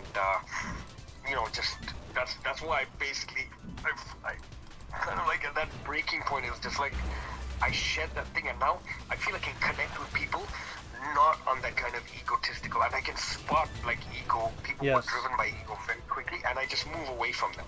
Yeah. Right. I'm like, even if I like cars, I don't talk about it like, hey, Yeah. to show you that I'm a better person. Like, I like cars. Like, my favorite cars are 91 Honda Civic Si hatchback, right? No power steering. Okay. Like that to me, I'm so like, it's not like I want a Ferrari or a Pagani, right? Yes, But those days I had those kind of cars. Like I had like NSX and Corvette and just nonsense. I don't even know what I was doing with those cars, right? You're trying to impress Oh my people. God. You were trying to impress someone. I'm not sure who, but you were. Yes, Yeah. I was. Yes, I'm an only child. Yeah. And I was kind of like. Look at me very now. I good made it and in the kind of like world. a Yeah. leader of a- Yeah. and a leader of like a group of guys like who looked up to me because I'm good with English, but I'm Tamil and this and Yes. that. So, it all factored into just building up this kind of fake. Yeah. Persona. thing that- Yeah.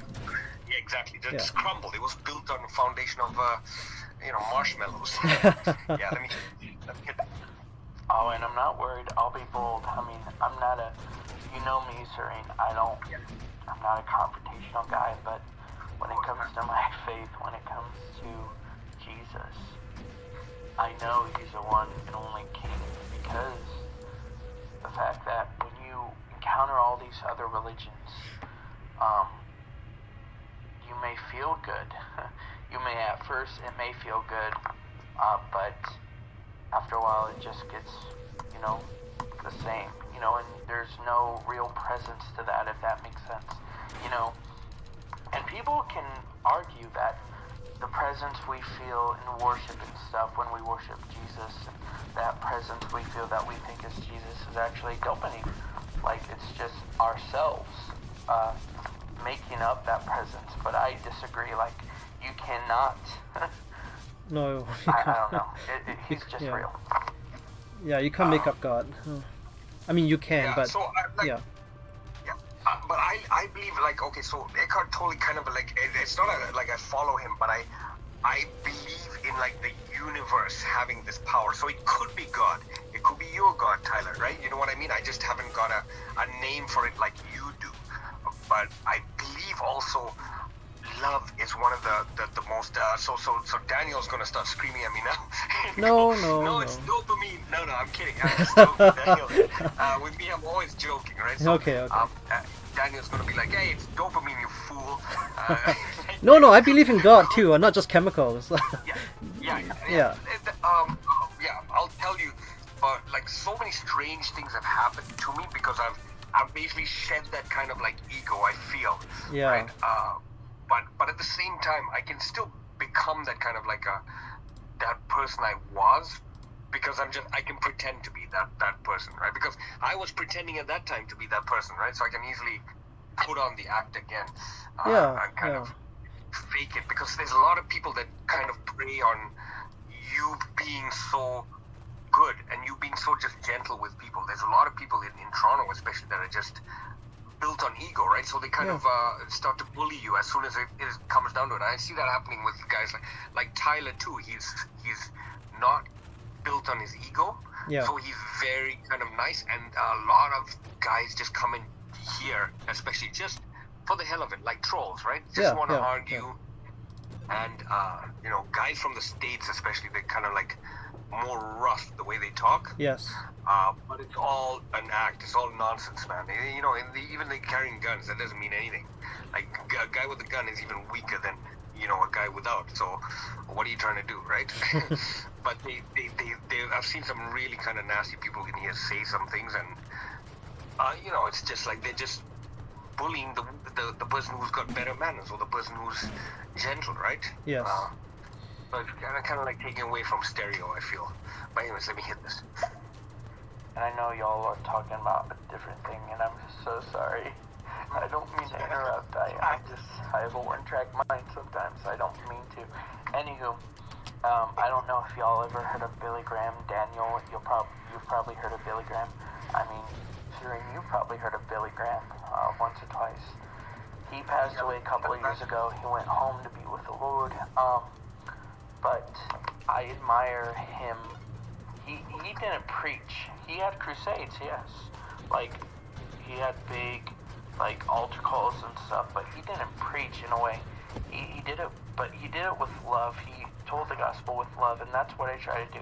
And, you know, it was so impactful that even non-believers came to him. He built relationships with non-believers. And, you know, that is amazing. That's a person I want to be. Yeah, I'm not sure about Billy Graham, but I guess for me, I didn't know the different. The only guy that stood out was this guy who, you know, his wife was Tammy Faye Baker, and I just remember her because she had this crazy eyeshadow, right? Yeah. But that was the guy that kind of like maybe wasn't a true Christian. I No, guess, right? he wasn't. No. No, Yeah, there's a lot of fake Christians out there. And that guy was just for money. making He was money, just right? trying to make money. Yeah. That was like not a Yeah, real yeah. Christian. Jimmy Baker. Exactly, Yeah. but Jimmy Baker. Yeah, but listen, that's how listen. You know the temples in Toronto. I don't know if you know Tamil temples, right? Mm-hmm. They're very big. There's one in Richmond Hill, the big one. Okay, so those guys, those priests, right? Yeah. My friends are kind of like, you know, I grew up a kind of like a gangster type guys, right? Yeah, Tamil yeah. guys. And they run nowadays. They run a underground poker at like Yeah. you know one of these plazas. They have like all the cameras. They have like Yeah. Rottweilers in the basement with shotguns and all sorts of stuff, right? And Yeah. there's priests that come from these temples. Okay, priests Yeah. come from these temples and they spend $2,000 every second Friday. So 2 priests come and they'll come with $2,000 cash, right? So $4,000 cash. Yeah. They drive like a friggin', you know, they park their car somewhere, but they know that my guys are not gonna rat them out because my guys just rob them. Every Friday there's like a fight to get onto the table that those guys are playing because they don't know how to play poker. Yeah. So they lose $4,000. That's the temple's money, right? Yeah. So pure corruption. It's so corrupt. Yeah. Going on, right? Yeah. You know about all this kind of stuff. So it's every religion. There's this kind of nonsense, and I tell my buddies, "Yo, why don't you rat these guys out?" And they're like, "Why? Why should we?" Right? Yeah. You know, basically, they're stealing from the people, we're stealing from them, and we're giving it back to the people because my friends It's like Robin basically Hood. don't pay taxes. So what are they going to do, right? They have to spend the money. Yeah. It goes back into society. I'm like, okay, fine, you know, whatever, because they're like, listen, don't try and get on your high horse and don't rat us out. Don't be stupid, all right? but they do that. They bring in Indian guys from India and hold their passports, let them, you know, do all the cleaning and cooking of those temples and pretend like they're going to help them get a green card and then send them back when they start complaining and bitching. Basically Yeah. slave labor. Yeah. Right? So how can you do that when you're running a temple? Like, that's the worst. It's like a doctor that kills people on the operating table, right? Yeah. You know what I mean? Yeah. I mean, the thing is, there's so much corruption out there. I don't even know where to begin. Money makes people do so many crazy things. Like they will pretend to be doing the nicest stuff, just like how non-profits are, right? Yeah. You know, and management in non-profits, they pay themselves $100,000, but they'll pay a frontline worker that's doing all the work $36,000. Yeah. Right? Yeah. Oh man. Well, and love, you talk about the universe, and I'm not trying to judge you at all. This is all in love. I hope you know that, brother. So the universe, God made the universe. So I'm not trying to expect you to believe right now, but God made the universe. And you know what? You say love is important. Amen. You know, God is love. Love is not love. God is love. He is love. It's not a character. It's actually who he is. Love. Tyler is so so what do you call it? So passionate about it. He's Yeah. like, no, listen, Tyler. You know, like how scientists, Daniel, when you're a Yes. scientist and you come up with a theory, right? Yes. You have to run an experiment, you know, and you do kind of like a blind test and this and that, and Right, To, right. to prove your theory. But that theory is a belief, just like how Christians have a belief or a faith in Jesus. They don't have to prove it, right? So a lot of people will come and say, "Hey, prove it, Right. right?" Of course not. You don't. The whole idea of having faith is it's based on the lack of proof. Just like a scientist has faith that okay, there's an electron, or like the guy who invented, you know, what was it? What's the stuff that the vaccinations, right? Yeah. He basically had no microscopes at that time. Didn't know what he was doing, but he had an idea that there was something that he couldn't see that was infecting people, right? Based on some like bad meat or whatever. So then basically he invented the vaccine by just going on a theory that that thing exists, but not having any proof because microscopes came later on, right? So he basically invented a vaccine, or invented the basically provided the evidence to something without even having the proof there, and just put it to work, and it worked. And the proof couldn't even be found during his time. It was found later on that he was correct, right? So even science is based on a belief initially. A lot of science, like, you know, when they said the Big Bang Theory, for example, right? Yeah. Before they knew the Big Bang Theory existed, we were going on some other theory. So like people say, oh, that's proof that God didn't make the universe. No, what do you mean? How did the Big Bang Theory show up? Right? No, but the Big Bang Theory is still a theory. It hasn't been proven yet. Oh, is it? Okay, so Yeah. I don't know too much about that Yeah. because I'm not into science. Yeah, okay. But yeah, the Big Bang Theory. But is it's that a whole theory. thing, Like, yeah, it's still a theory. Okay. Yeah. Gotcha. Or even like how they thought that the electron or the nucleus was the smallest thing, right? But Oh, now the they know atom. it's the Yeah, atom was the smallest. But yeah. now it's a neutrino, right? Yeah, you can They've still shown split that- it, and then there's quartz and all the other stuff. Yeah. Exactly. With that, what's that CERN thing in Yeah, Switzerland or whatever. The collider. Electron. Yeah. Collider, yeah. Here we go. Let's hit another one. I mean, look Billy Graham up. I mean, he died around his 90s. He lived a full life, man.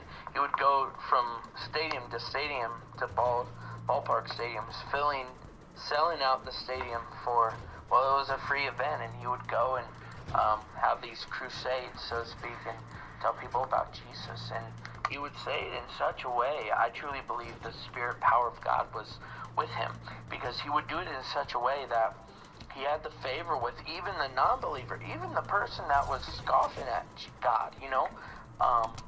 It was just crazy, and he was friends with celebrities who didn't believe in God, who did terrible things. Well, not terrible things, but you know, they weren't a believer. And I'm sure some of them came to Christ because of the relationship they had with him.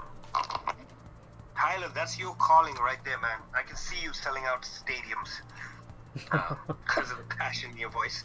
Yeah. The cool thing, I heard you say temple, Serene, and I'm like, trigger word. not trigger in a bad way, but just in a good way, because I gotta say too, the cool thing, Daniel knows this too, we're the temple of God now, because we're mobile temples. I like to call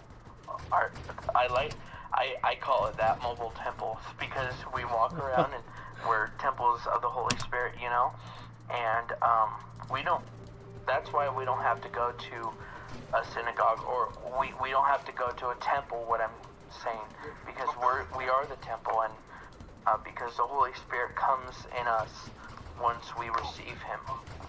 So yeah, I thought that was pretty cool. Fun fact, as I always say, a catchphrase. Fun fact. Yeah, I learned from Tyler that basically your church is your congregation. It's not the building. So Tyler was like, you don't need, you know, Jesus had a church that followed him around. Like, that was his church. You don't need a building, right? No, the thing is, it used to be like people have to go to church or go to a temple because God lives in the temple. But since Jesus came, we have the Holy Spirit that lives in us now. So those of us who are Christians have God in us. But we're not God. God is living in us. But he can leave also if we do bad things. Just saying. Oh, gotcha. Yeah. All right. Amen. Exactly. And that's the thing. That's why we don't prove it. We just share the gospel. Our job is to share the gospel, and you know, if God wants to use us more, He's going to use us to build that relationship. But let's say it's a random stranger.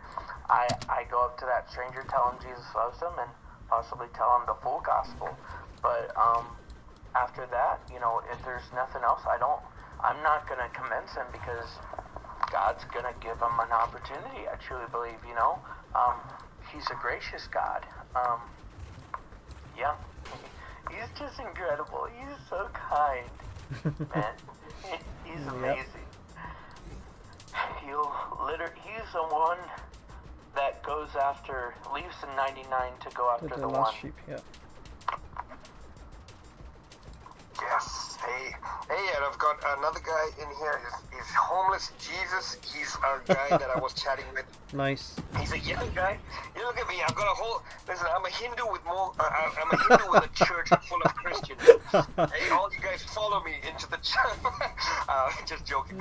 So ironic. Homeless Jesus, is a guy from a city called Hull. Hull City in England. Hey, homeless Jesus, glad you could join us. And I started talking to him. He's a teenager, and he's a very good guy from Awesome. England. So, yeah, I find like when I talk to guys from England, guys in London Yeah. I don't really get along with. They have kind of like an attitude, but Yeah. guys outside of London Yeah. are much more like relaxed, right? You find that too, Daniel? Yeah, I think it's the weather. The weather is always dreary in London. Yeah, but I mean, okay, so outside of London, like I've lived in Ireland, people Yeah. in Scotland are so much Oh, happier, yeah. people in smaller towns. But people in London, I guess it's like the Toronto thing, right? They're just overworked, kind of harassed, and they're living the kind of rat race, and it burns them out. And also, it's a class. I think it's a problem. It's a question of class. Like they have to keep up with the what's the With term the again? Joneses. It's not Joneses Yeah. there. It's not Joneses there. It's keeping up appearances. Yeah. No, keeping up appearances. Yeah, that's what it's called That was a sitcom, remember? It is. Yes, I remember that. Yeah. Wow, we are old. Yeah, but okay. I'm 47, Daniel. Okay, I'm not that Yeah. old, but yeah. Yeah. But I watch a lot of TV. Yeah, I was like engaged and broke up with my fiance in 2009. Then I got married in 2011 to another girl. Oh, And okay. then got divorced. Oh, got man. divorced. Yeah, because like basically I was on the rebound. She had, Tamil girl. Yes. Going out with a guy, it's kind of a gangster guy. So she had been stabbed by him. Oh, He's man. like a West Side guy. So I don't know if you were around when East and West Side Tamil started going after each other. No. There were a lot of shootings. No? Yeah, so in the early 2000s. So she was from the West End of Toronto, from Brampton. So we kind of got married because we're both at that age, and brown Yeah. people, man. Yeah. It's like families are like, whoa, right? You guys have to Yeah, get and the married. big you know, weddings. Yeah. Yeah. But listen, I only spent like 20 grand. My friend had his wedding. Looks Yeah. exactly the same as mine, but they had plate service. He spent 110 grand. Yeah. The next Wow. weekend, okay? Did Yeah, did they get and, did they get elephants too and stuff? No, but he got divorced in like a year. Oh, Okay, man. 110, 20 grand got divorced in a year. Yeah. Like ridiculous, right? At least with me and my wife, we kind of like realized we should be together. Yeah. And the worst thing was her family was very, very religious and Yes. trying to extricate herself, kind of like to save face. Yes. We had to kind of maintain this relationship and kind of like just become so kind of distant. Like everyone noticed, like, hey, you guys Just should separate split up, it, right? Kind yeah. of like, yeah. So we had to basically manipulate her whole family into accepting that we weren't going to be together. She would be unhappy, Otherwise, it was just like, oh, work it out, work it out, right? Yeah. That kind of thing. To save face. It's a ridiculous Yeah. kind of concept. But yeah, let me hit these bubbles. Okay. It's pretty cool. So I found this out, and this is kind of proof of God. So science actually, like the atoms and stuff, proves there's a God in a way. Because I can't make this stuff up, let me tell you. I'm not proving anything. I'm just saying because I'm getting excited and geeking out. But there's cells in our body. I forget what they're called. I'll send it the picture to you, Ribosomes, Serene. whatever. But it's the cells that hold the whole body together.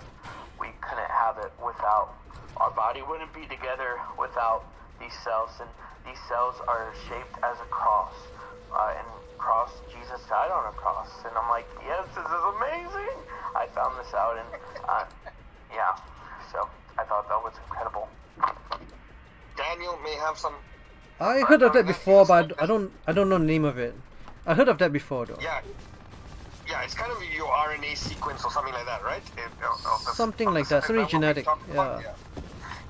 Maybe it's love. I think it's love. Maybe love. Yeah. Hold on. It makes the world go round too. Found here love and mercy from an infinite supply.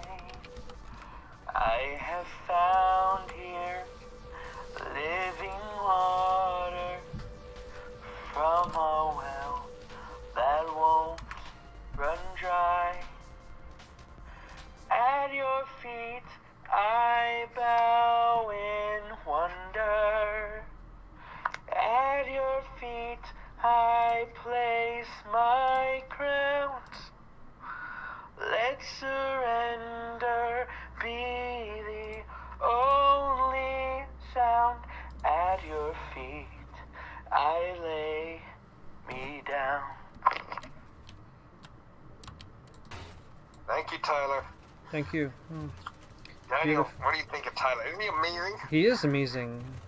He Great is voice amazing, too, right? yeah. I'm telling you. Yeah, he's amazing. Homeless Jesus, how are you, buddy? You're quiet. I see you sent a reaction. Yeah, this is Tyler. He's in the States. I don't know how you feel about Christianity, but I figure you have Jesus in your name, so you must be a Christian. We never talked about Christianity. With Homeless Jesus, he was telling me about his school and how he lives next door to a soccer stadium, and after they play soccer, they just, throw beer bottles through the cars, and he hates it.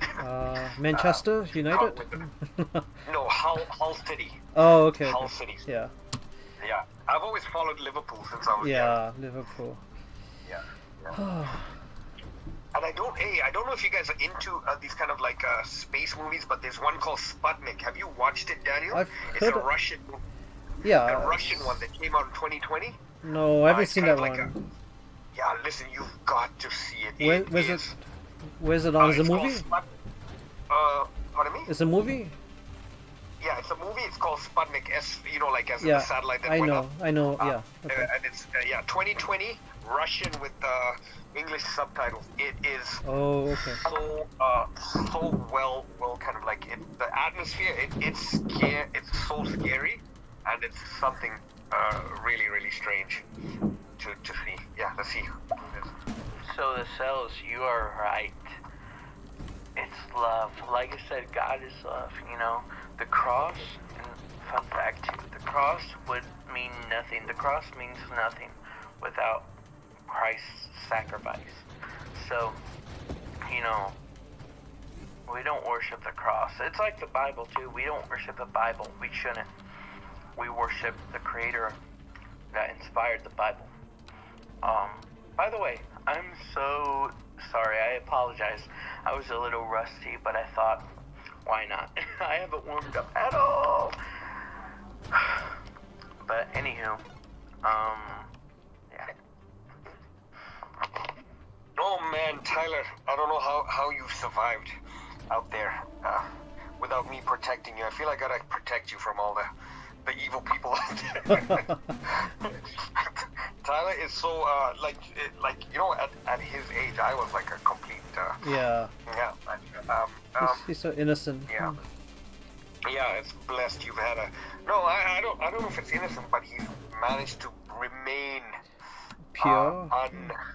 Yeah. unblemished Yeah, through it pure. all. Yeah. Whereas I kind of like got really dirty before I got really clean. In a way.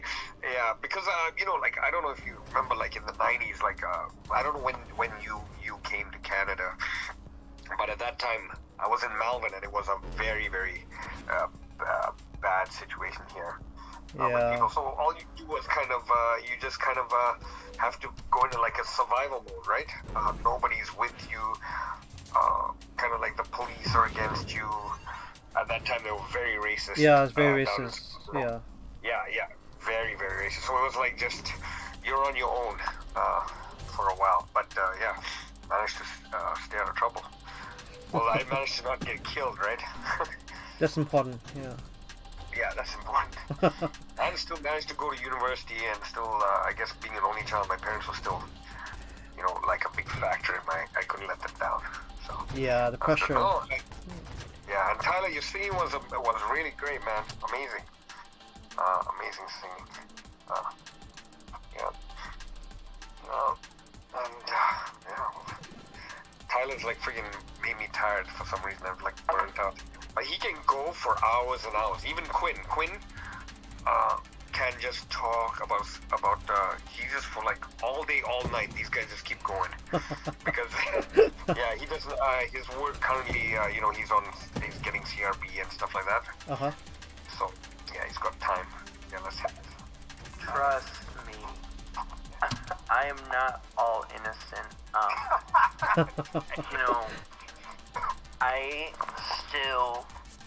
I would say I have a pure heart in some ways. I don't say that to brag. I believe that's because of Christ. But there's still some things that I deal with, sometimes I cuss and stuff. I don't mean to. But the Bible says we go from glory to glory, level to level. So, yeah. And God has grace. As long as you're really, going to Him, as we go to Him, as we have that relationship with Him, all of that stuff is just we're gonna morph into a better person, and we're gonna morph into His image. Yeah, and like Tyler and Quinn, like when I went to all those kind of Catholic boarding schools and stuff like that, people would shove religion down your throat, like guys who were Catholic, Christian, right? But they were so fake, and I remember the first true Christian I met was this guy called Quentin Tannock. And the thing is, he just led by example. Like, all the other guys would be always doing exactly what they were preaching in the Bible that you shouldn't do. Like, they would, like, if I did something bad, they would say, oh, as usual, you're a Hindu guy, and look at what you did, right? You did this, or you got in a fight, or, you smashed that glass, or you whatever, right? Some silliness. But they would be doing the same thing in 3, 4, 5 weeks. Exact same thing. And I'd just be looking at them. But there was a guy called Quentin Tannock who kind of just would be in the middle. So it was very racially divided. Our school, right? So there'd be the white guys on one side, like the tough kind of white guys on one side of the classroom, and the black guys. So I was in Africa, the black guys on one side, and then there was me, because I would hang around with mostly the African guys, and in the middle row was Quentin Tannock and those kind of guys who were not so, they were just peaceful kind of soft guys. So there would be black guys that didn't want to be like the thugs, the white guys that were didn't want to be the bad guys, right? And those guys would always get picked on. It would start off like that, and then somebody from the other side would back them up. And at phys ed, we would have on Thursday phys ed class. So basically we'd go on cross country, and in the middle of the cross country, the fights we'd go into the field away from the school, and then the fist fights would be sorted out there, right? So it was, and I remember getting close to this Quentin Tannock, and he never swore. He used to just sing religious songs and kind of was just gentle with everybody. And that's how I learned I could tell the difference between a real Christian, because he would go, because I kind of he got into trouble, and I remember we were kind of I was chilling with him because he was getting threatened by people, and he would just sit and read the Bible. But he'd never would never kind of say, hey, you don't read the Bible. He wouldn't ask me anything, you know what I mean? Yeah. He wouldn't kind of make me feel I'm not Christian, so I'm missing something, right? Where the other guys would do that. So he just sit and always read the Bible, never swore, kind of led by example. Would, if you ask him for help, he would give you help, no matter who it was, unconditionally. Then I realized, hey, this is a guy who's following the true path of what's set out in the Bible, of how you should act, right? Right. And then all these other guys that was so much into, they would be the guys who would volunteer to, in Mass, Catholic Mass, they have this thing that's got that smoke billowing. Yes, during yes, mass, yes, yeah. and they swing it, right? So Yeah. and altar boys and all those guys, they would volunteer, and that would get them extra marks, on their report card. So you'd have to do good deeds and get like a +5. Yeah. So they would always be volunteering at the mass, and then they'd be like always like bragging about it. But this guy wouldn't do that. Mhm. He would just sit in the back and read the Bible, kind of like just practicing or preaching what he practiced, or practicing what was being preached. And the other guys were just full of. You could tell that they were just faking it. They didn't believe. They didn't care. It was just something that they were taught to be. Okay, we're Christians, so we do this, but really we don't. Mhm. By their parents, kind of, yeah. So that guy was my earliest kind of like introduction to, being able to tell the difference between What's real and these guys. yeah. Yeah. Yeah. Or like Tyler had mentioned it about that kind of like that pretend humility and stuff like that. Right. Yeah. So that was cool. And Serene, I have experienced, like I've told you before, I've experienced a lot of people, a lot of hate, and I have a different approach to it now. And I mean, I don't always come with the agenda to share the gospel. I mean, I do, but I don't. I want to build a relationship with him, and then if I have time, and sometimes I'll just sum up the gospel in 3 words: Jesus loves you. And that sums it all up. And I believe I don't worry after that, because you know what? I planted a seed, and God's going to be faithful to give that person another opportunity, whether it's through a person or in a dream. However, But anywho, yeah, I've experienced a lot on here. Thank you, Tyler. Is Tyler talking about me? He's always talking about planting a seed in me. I know he's up to no good. No. Tyler, you got to come to Canada, man. If you come up here, you stay at my house, man. And you can get to eat really hot curry. Because you can ask Daniel. Isn't Scarborough like the best place for food in the whole of North America? I think it is, for authentic food. Right? If you want Maybe. Hong Kong food, yeah. Yeah. Listen, if you want Chinese food back in the day, Yeah. it was like Midland and Shepherd Oh, Dragon yes. Center. Yes. Yes. Yeah. Yeah. And if you want Vietnamese, it was Pho, Yeah. Pho 88, and there was one at Brimley and Shepherd, like even before Highway 7 Yeah. was around, Yeah. even before Times Square and all those kind of things. No, they've been around for a while. Times Square's been around forever. No? Times Square Commerce was built, Gate yeah, and stuff. Yeah. Yeah, but even before that, Yeah. there Okay. were I used to go and get tea, coffee mix Yes. from a Hong Kong place in Scarborough. Yeah. And you know where it was? St. Clair and Birchmount, okay? Oh. Okay. Yes. And that's where the first guys from Hong Kong, they used to go to a school called W.A. Porter. Yes, I know that Which school. became SATEC, right? Yeah. Yeah. With SATEC. those guys, yeah. So, Hong Kong guys got me into university. My first girlfriend was Hong Kong Chinese. Yeah, and man, they just studied, and it was dim sum, Yes. and then go back to study, right? Yes. And it was amazing. And then they would go to karaoke, Yeah. and they Yeah. could all sing. Every freaking Chinese Hong Kong girl could sing. Like, my girlfriend, her name was Wu Siwan, Sarah Okay. Wu, right? Yes. She was she could sing like crazy. There was Wang Fei Oh and yes. Wow. Andy Leung, and Andy Lau and all those Yeah. guys, right? The Heavenly And Kings. they could Yeah. sing. Yeah, amazing. And we go to like the high end, like Hong Kong Chinese do karaoke like Yeah. no one else, man. Yeah. Yeah. Yeah. Let me hit these. Okay. I love Chinese food. Oh my goodness. Yes. Let's make it happen, man. I already want to go to Australia. I know 5 people now from Australia. And I'm like, I need to go, and now I need to go to Canada. So, man, yeah, yes. Yeah. I'll get the funds, and sometime I'll come up there and we'll hang out. You'll have to show me around Canada, and yeah, that'd be fun. But yeah, I love Chinese food so much. Of course, Tyler. Yeah, I probably won't even have a job because my in 3 months my funding runs out. What Doug for? Ford has cut funding for my program. So, but I'm gonna go in EI, and I'm kind of start up my own program as well. Yeah. What funding do you get again? I didn't catch that.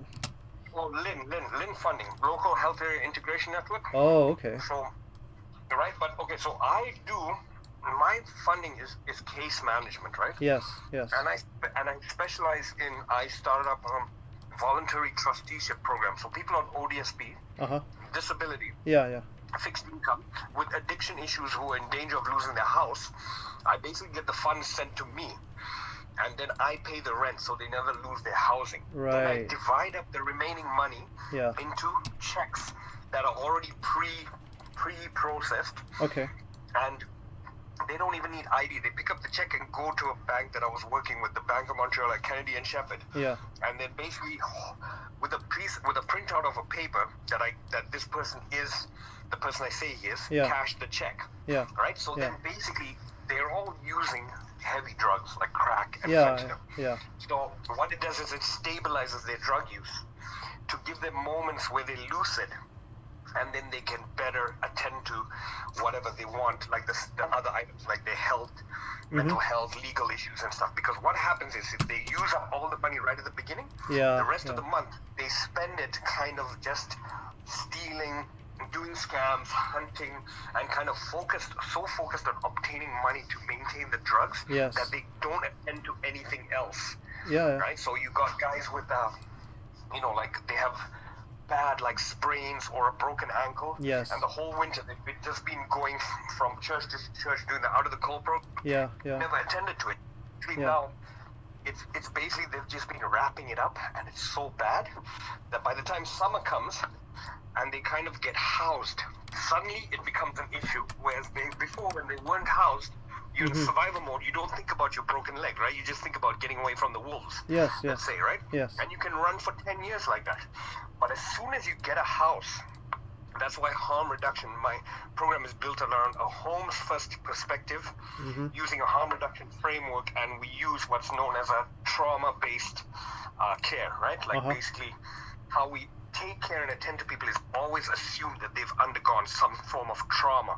So every step of the process that I'm helping them attain whatever goals we're working towards, I'm always aware that, okay, when we're going to go and meet somebody here in Yes. this situation, I'm always thinking, okay, did my guy that I'm taking, did he experience some kind of trauma in a situation that I'm bringing him into? And then I have to make sure that I'm protecting him. So that's the latest kind of like philosophy in providing kind of a care-based model Okay. in a community health center setting, yeah.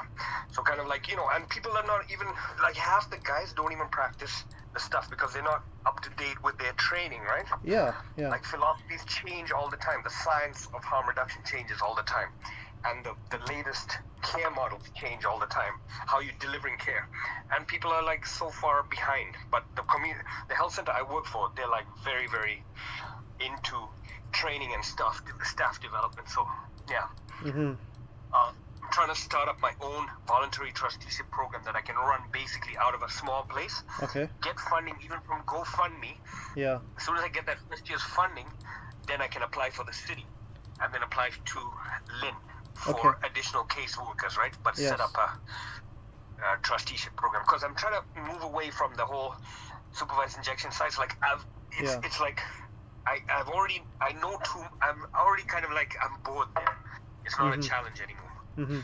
Like I know how it's done, so it's just like I'm just sitting there and kind of earning money and just wasting Resources. a space. Yeah, Right? yeah. Yeah, resources. Yeah. Okay. Oh, let me hit this. Okay. Got 5. It's piling up. It's piling up. I see it now. Yeah. Yes. And speaking just about earlier, how Daniel said that if you do something bad, you can get, God leaves you. So in a way that's true, because it's like, so for instance, the once saved always saved is not true. When people say that, that's just a cop out. I believe once saved, like always saved, is not true for many reasons. because You have to constantly save yourself. I don't know. It's just not Kind of, true. Yeah, exactly. You can't. I don't think you can. You can be saved and then forget all the lessons you learned in what led you to being saved, right? Kind of. Is that what you mean? Is that what he's mean? Perhaps. I mean, the thing is, if you're safe, you have to stay safe, basically, right? Exactly. You have Yeah, to stay. you can't- You have to basically continue to practice the beliefs, Yeah, exactly. right? Yeah, and You- live that kind of road now. You've chosen a new path, right? So Yeah, you've got to live your life that way. Yeah. yeah. Right. Yeah. Here we go. Okay. And I'm sorry, I'm really bad at explaining that, but so once saved, always saved, I guess wouldn't be true, because let's take someone who became a Christian, for an example, and they're a new Christian, but you can see no effort, month after month after month. They don't go to God. They start acting like the world, like they start acting like how they were before they were Christians. So they're not producing any fruit. They're not producing any evidence that they are a Christian. And I mean, you could debate that that person was never, he really didn't come to Christ to begin with. He was a false convert. But yeah. So Tyler, I'm not sure if you're aware of what you're doing. So Tyler, right, is such a brilliant motivational speaker. So you know when he goes, I'm so bad at explaining things, right? That's how he gets around your system of subconscious defensiveness, right? Because it makes you feel like, okay, he's like, I'm really bad. So I'm always like, no, Tyler. In my head, I'm like, Yeah. I don't know, Tyler. I understand you perfectly, right? Yeah, Tyler's brilliant. That's called motivational interviewing, right? It's a kind of form of counseling Yeah. that was developed at CAMH. Like, I don't know if Yeah, I know you're aware CAMH, of- yeah. I was going to ask you about CAMH Okay. just now. Because it's just a Yeah. clinic, yeah. Pardon me? I was going to ask you about CAMH and if you work with CAMH just now, but So CAMH is old money. It's Yeah, research yeah. based. They Yeah. don't listen. CAMH is garbage. Okay. yeah, I figured that. Garbage. Yeah. I will tell you, they have limited spaces. Okay, so they'll do a study. They'll say, okay, we're going to help 10 people who suffer from alcohol use addiction, right? Mhm. Alcohol abuse, right? Yes. Okay, they just building a study to basically get funding from very many sources, from states. They have deals with NIH, $1 million stuff, and it's big guys at the top, old, rich people, right? They're stealing money. CAMH is absolutely garbage. Yeah. Okay? They have come out with 1 or 2 theories that are placed in practice now today in Canada Right. in the last 15 years, and they've wasted billions of dollars, okay? Oh, man. Places like U of T have come up. University of Toronto sociology prof came out with a kind of like a trauma-based informed care. Yeah. Worked on it with a couple of guys from like Russia and Germany, and they came out with that. Loads of professors come out with all the friggin' theories and all the practice models. Not CAMH. CAMH garbage. CAMH is not. They're not producing drugs. They're not doing research into producing a friggin' a pill, right? Yeah, They're yeah, doing yeah. research into saying, oh, studies have found, and they put it out, and man, listen, you can come and see me, and basically, if you find out a CAMH is working on a research project, come and talk to me, and basically, I will show you 3 guys that will basically tell you what the outcome of that project is, because we are on the street. We know exactly what's going on, right? We'll be like, okay, so that was obvious. Everyone knew that 10 years ago, but Yeah. CAMH is being lauded for a thing. CAMH is complete, utter garbage. Like, so I've gotten into trouble many times, because I've told people jumping from CAMH, hey, well, what are you guys doing there, right? Like, come Yeah. on. Why don't you tell your boss to stop stealing all the money? I know exactly how much your friggin' ED earns. I know exactly how much the research guy. You need I think you need a PhD just to get in as a research assistant in CAMH, okay? Yeah, yeah. You know what I mean? So that's how they maintain. It's like University of Toronto. They have a high reputation. Why? Yes. Because it's smart in, smart out. U of T bachelor's programs, complete rot, okay? They don't teach you anything. Yeah, yeah. All right, you're a smart guy going in. I had a 94 average in OAC because I was forced to do OAC Mhm.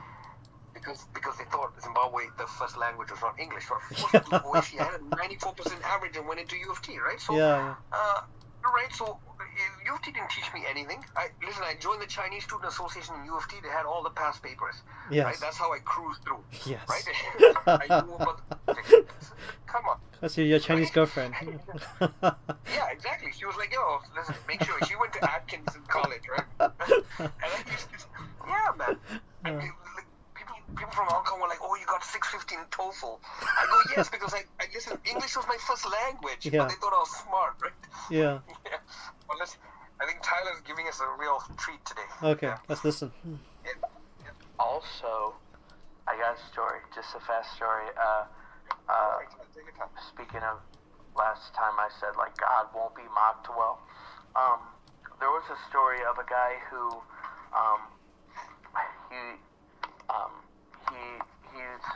it's from this Christian's perspective, and he was a real estate guy, or he did something with houses, and he wasn't going to sell the house to this guy. He was the owner of the house, not the guy telling the story, but this atheist. He wasn't going to sell the house to the couple moving into the house because they were Christian, and he started mocking God, started saying these terrible things about God in front of this Christian guy that was doing the real estate, I think. And the guy had a holy fear come over him for this guy and said, I would be careful. Interesting. I think you should just play the rest of it before we continue. And this guy, the Christian, basically said, God won't be mocked. And when I say holy fear, it was almost like like, oh geez, don't do that. You'll regret that. You'll regret saying all of this. And apparently it was mean, obscene, cruel stuff about God. Well, the next day, the guy scoffed, and he's like, whatever. And the next day, guess what happened? I'm not saying this to put fear in anyone, but the next day, in the newspaper, the same house that the guy in real estate, the Christian, was in, the guy died in the house that was mocking God and scoffing at God and about this couple. So God won't be mocked, literally. And I don't think that happens all the time, but I think those are examples. I'll move to Nova Scotia. So I definitely, I'm not saying that God is a God that we should fear. Now, in the sense of there's a righteous fear, almost like reverence and awe for God. We shouldn't worry. If you're a Christian, you shouldn't worry about God striking you down with lightning or anything. But if a non-believer is mocking God, you better be careful, because it might not catch up with you. Even a Christian even mocking God, it might not catch up with you now, but it's going to catch up with you,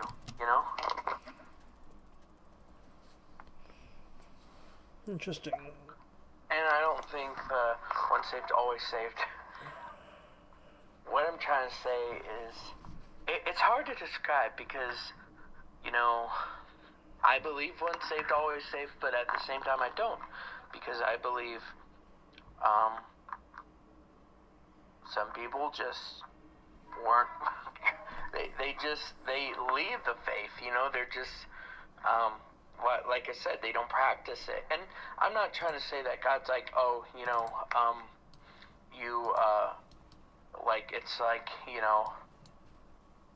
God takes you out of his hand. No, I'm not trying to say that. Now, the Bible does say he doesn't like lukewarm Christians who are neither hot nor cold. They're not in or out. And God says he spews them out of his mouth. That's a metaphor, obviously, but yeah. And when I say I'm so bad at explaining things, I seriously am bad. It's not just a psychological game. It is not a psychological game, but yeah. Okay. I feel really bad because I don't know what you're talking about. I know you're talking about something in Canada. I know it's a Canadian chat right now, so I feel bad in intruding on y'all's conversation. I apologize. Not at all, Tyler. Read the new heading. Yeah, we changed it. Religion Yeah. Science, Twitchcast, Tyler and Daniel show. Yeah. Hey, my dad just told me there's 14,000 job openings in Nova Scotia. Really? Tyler. Oh wow. Yeah. Yeah. Right, Dad? Yeah, it says. But my dad also just opens anything that he touches in an email, so it could just be. That's so dangerous. Yeah, it's like debt consolidation and stuff like that. Oh man. Yeah. Dad, are you sure? You know what you typed? I'll read it.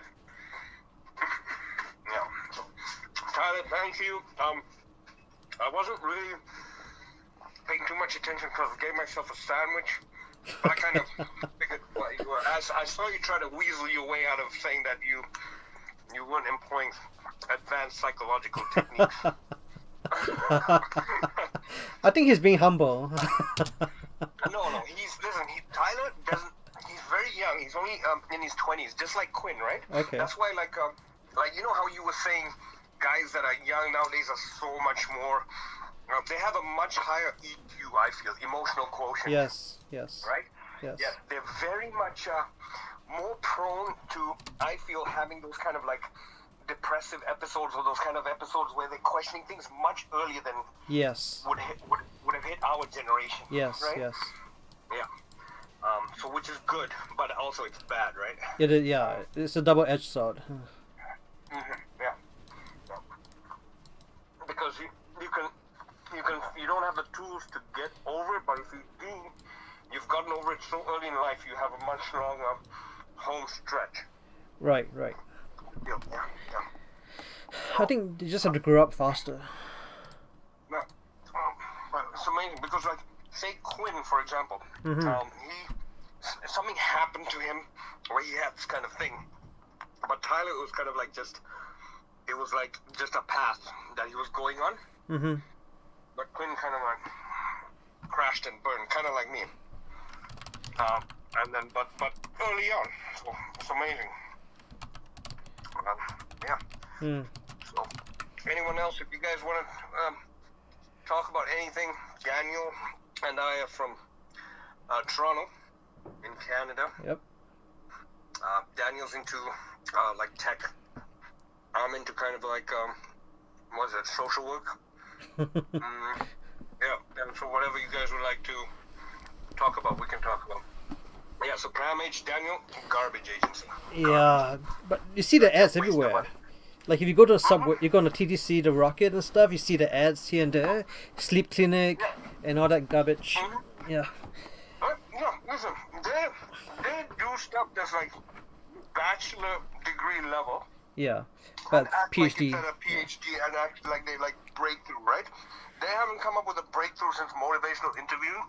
I think motivational interviewing is the only thing that they developed, and it was probably a counselor stopped by for a freaking for you know, like a placement or something. A guy from probably South Africa or something showed up with a different kind of view of things, right? I remember, like, say healthcare.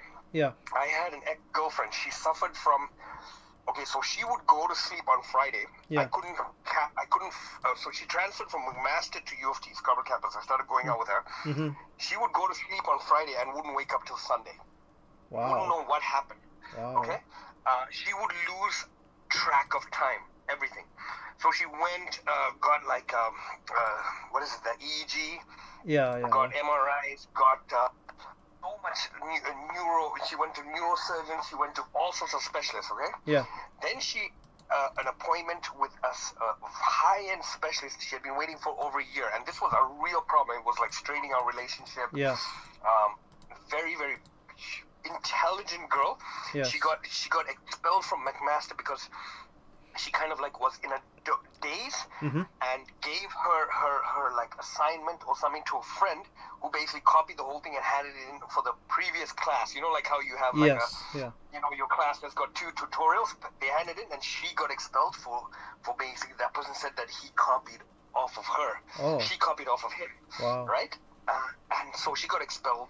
All that kind of issues she had, but such a beautiful girl, but completely out. And then she went to St. Joseph's, the one down, no, not St. Joseph's, on Bathurst Street. She had an appointment with a specialist, but that specialist wasn't there that day, okay? So a guy from South Africa who was like interning, like he was on a Yes. doctor swab kind of thing. Yeah. So he was from South Africa. He took one look at her and he goes, "Oh, you're waiting to see the specialist? Okay, no problem. What's the thing?" And he looked at her charts and he goes, "Oh, you have Meniere's disease."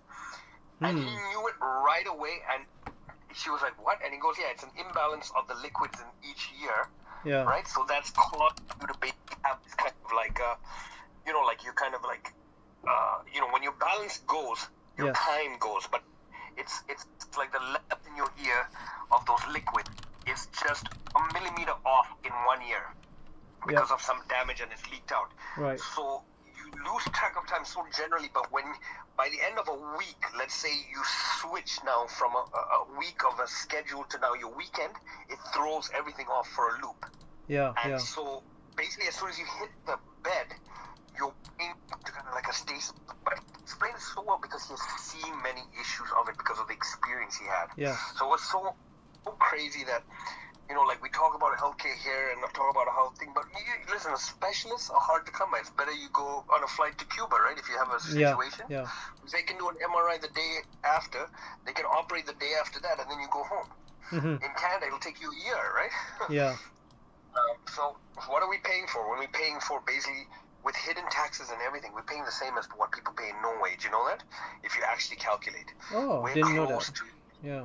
Yes. Okay. If you calculate the hidden taxes, the luxury taxes, Yes. all the hidden taxes we pay on top of our GST, on top of our income tax, Yeah. we're paying similar to, I don't think Norway, but it's somewhere between like Sweden and Denmark, or somewhere between Sweden and Finland. But yet we're only getting like 60% of what they get. Like they get education paid for. Yeah. They have a Exactly. really Yeah. good- a safety net, right? Yeah, If you yeah. go to jail, for example, they have programs that'll train you in vocation. So when you come out, you're not learning how to be a better thief. You've come out and now you're an auto mechanic. That's like So that's like you- Demolition Man. Exactly, they put you on ice, right? Yeah, I know exactly. It's so cool. I think that's where they got it from. The idea. Anyway, sorry to interrupt. No. That's just funny. I talk like so much, I ramble because I'm an only child and I have no friends. Yeah, I know. And Tyler is like driven by the spirit of God. Yeah. And so, you're the only person with manners here, so you just got to learn to like override it. So, No, I don't love to worry. listen. Mhm. Yeah. Oh yeah. Okay. Cool. And talk. I agree with y'all that emotions can be bad. Too much emotion, and I am an emotional person, I'll admit that, but I don't lead with emotion, or at least I try not to. And that all comes down to dying to self. I'm not perfect at it, but saying every day like, "Your will, God, not mine," or just I don't know, leading by Him, by His Spirit, not by my feelings, because our feelings go woo. They're like a roller coaster. I'm happy, sad, It's like so. I don't lead by emotion, and I don't base my relationship off of emotion either. Now, I do think emotion is good, but like you said, Daniel, it's a double-edged sword. But yeah. Yeah, I don't know. Like my belief is like every kind of like connection I have with people is purely emotional. I think. So I don't know if we're talking about the same thing though. Like. No, I think what he's saying is you shouldn't be run by emotions. Like you should control your emotions, and not just let it run your life. Oh yes, of Yeah, course, yeah. right? Of course, yeah. Yeah. I mean, in the workforce, you've got to play a different role. Yes, of right? course, of I'm course. like very logical, very political. Oh, I'm very good at like manipulating people, like big time, Okay. right? Like so that I get what I want from the agency, right? And they Of want course. people, this guy's such a nice guy, right? But basically, you kind of read the person, you find out which is the best way to assuage their ego Yes. to get what I want. Right? And they're fools, man. People in social work, they're idiots. They're like, they just, yeah, you can 90% of them lie. They're like straight out, flat out lie. Like I've met guys, Streets to Homes. They're the basically funders for the outreach, right? Guys who house people from Okay. the street into a thing, right? Yeah. Streets to Homes is basically we're underneath them, right? Uh-huh. We get some of our funding underneath them. Yeah. I have basically fought with Streets to Homes, the main manager, telling him, every one of your workers is not doing their job. They get paid 70 grand a year, right? Yeah. Yeah. And they do nothing. They basically just want to pass it on to an outreach worker from an agency like us. Mm-hmm. So Streets to Homes is like the city agency, but they're the guys who have basically the resources to do everything. They can contact Ontario Works and say to the Ontario Works guy, because they're a City of Toronto worker, they can say, okay, we need an extra $700 to make the first and last, right? Yeah. Yeah. But instead, they just don't want to do that because they're getting paid 70 grand, and what they do, they just drive around in those vans and will, buy Tim Hortons coffees and go to the homeless guys and give them Tim Hortons coffees. Mm. But if they house those people, Yeah. right? Yeah. Then it's like they feel, okay, another person will just take the place of that guy on the street, and then we're going to house him again. So just leave him on the street. And those guys don't come on the street because they'll be in the shelter, like temporary shelter, overnight shelter. Yes. Yes. But that's no way to leave a whole population of people when you have the ability to house them, right? And make their lives better. Right. And even if you get 10% of them starting to return back in some way, giving back to society, Yeah. actually it's less costly for society. Like a safe injection site, if you overdose on the street in Toronto, okay? Yeah. By the time, so if you do a hit of fentanyl, you end up overdosing on the street, and an ambulance comes, takes you, and you go into an emergency room. You're triaged, you see the nurses. Yes. All the cost comes to $5,700 by the time you walk out, because they have to do all the tests, the diagnostics, the ECG. Right, They've right. got to do the blood test, wait on the blood work. 2 doctors, it goes sent to the lab, $5,700. If you do it at our center, so in Moss Park, we run a safe injection site, right, through South Riverdale Community Health Center. I shouldn't even say we, I'll just say there's an organization Okay. that does it, right? So you do a hit there, and people are watching, right? Yeah. So if you overdose, we have an ambulance right outside, or they can call the ambulance, boom, right? Yeah. We have what's known as Narcan. Narcan is naloxone. You know the shot that Yeah. they give you in the so if you opiate, or they spray a nasal spray. Now it's a nasal spray. You do one in each nostril. Wait, Yes. the guy doesn't come, get another one. Basically, I have brought back, I think, let's say, last year alone, maybe 25 people from overdosing, like dead, that like they stopped breathing. Okay, 25 people. In the last 5 people that I know in the area have died because our center wasn't open, and so basically they did like porta potties outside and Yeah, were yeah. found dead. Oh wow. Okay, so you know what I mean? But 25 people that will be brought back to life, and basically, if we do that, it's $2,700 cost to the taxpayer. So $2,800 minus $5,700, right? 28. You know, that's the savings that a taxpayer saves if they use a supervised injection site. Yet none of the taxpayers want those supervised injection sites in their neighborhood. You get Why? it? Because it's like, oh, there's too many addicts around, there's too many drug dealers hanging around. Like it just messes up the neighborhood. So they want it is that NIMBY, it's called, not in my backyard. Yeah, right? yeah, That's yeah, the, yeah. You know, push the homeless to where we can't see them and we Yes. don't care. That's what John Tory does. So they're pushing all the homeless. You notice all the shelters are being shut down downtown. Yeah, I heard about Open that. up in Islington and Bloor. There's one open up in Scarborough. So they're pushing them out because he wants to make the city look pretty. But the fact of the matter is, you're still going to pay, regardless of whether or not you see it. So why don't you use it, have it in front of you? And they're like, oh, I don't want my kids to see it. Why? This is an opportunity for you to teach your kid that there's homeless people. Teach him to be empathetic, right? Use it as a teaching moment. But instead, people complain, oh, I want the homeless out. Yeah. So I always go to City Hall, City Council, and whenever they try to do something, I'm just like, yeah, okay, so show me the proof. And basically, I shut down the meetings. City councils hate me, right? And I go, where's the proof for this, right? How are you coming and talking to your constituents and saying you want it out?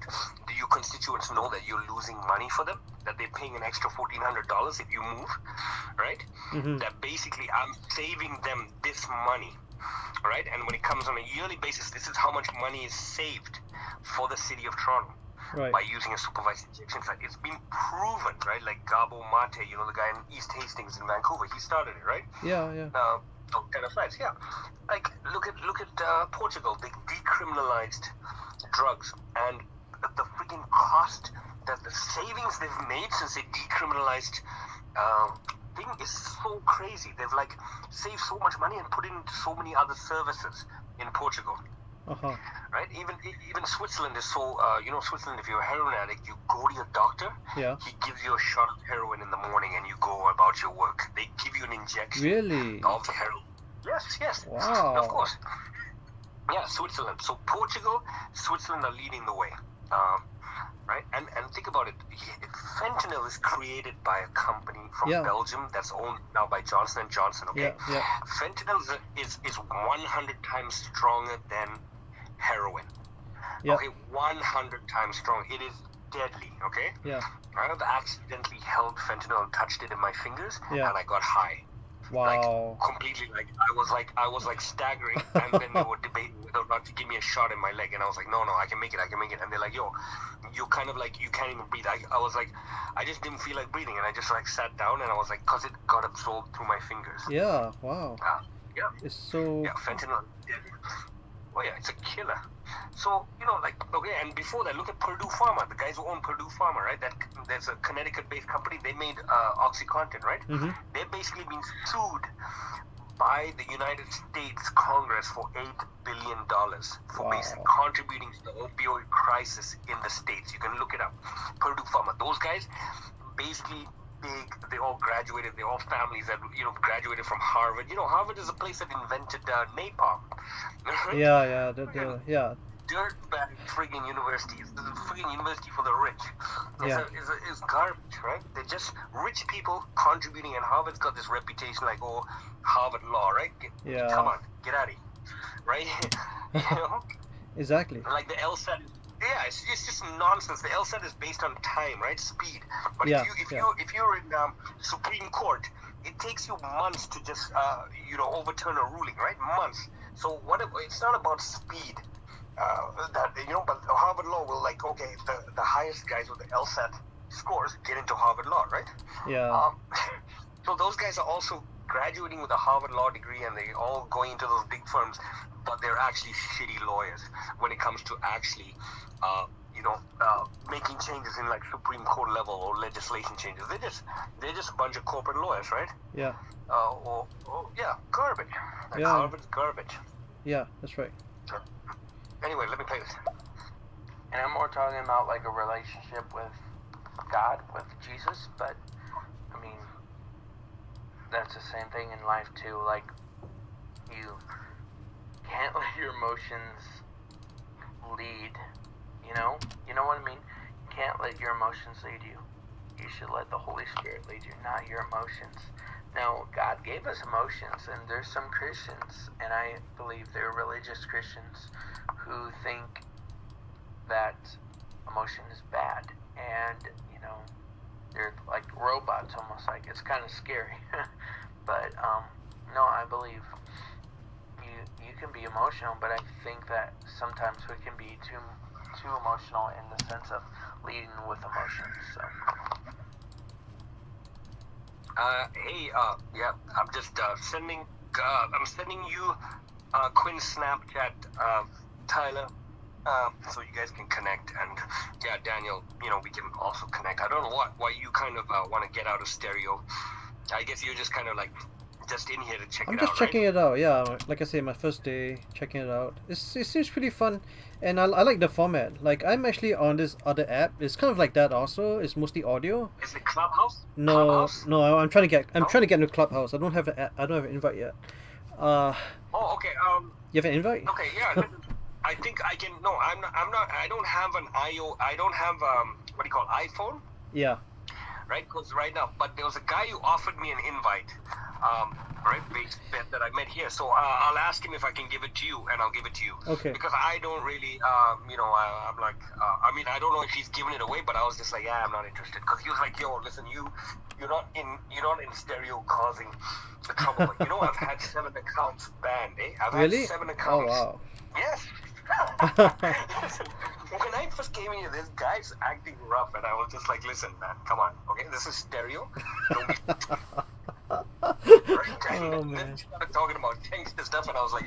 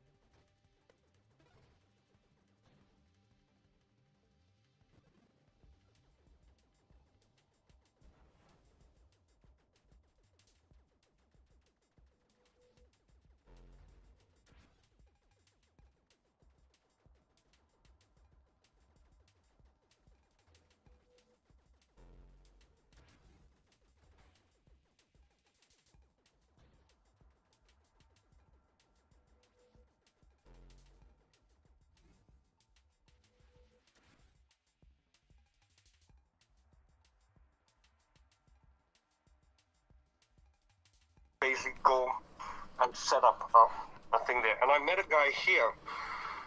The guy said does these podcasts and does that stuff through Facebook. He's Irish, Uh-huh. right?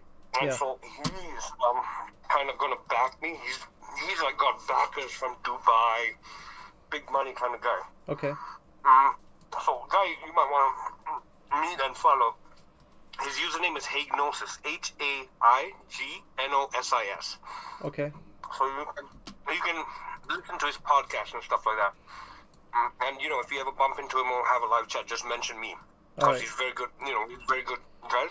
Yeah. So I'm putting together a proposal to set up a voluntary trusteeship program. Uh-huh. And as soon as COVID restrictions Yeah, are I lifted, I lifted. plan to go to England. Yeah, Okay.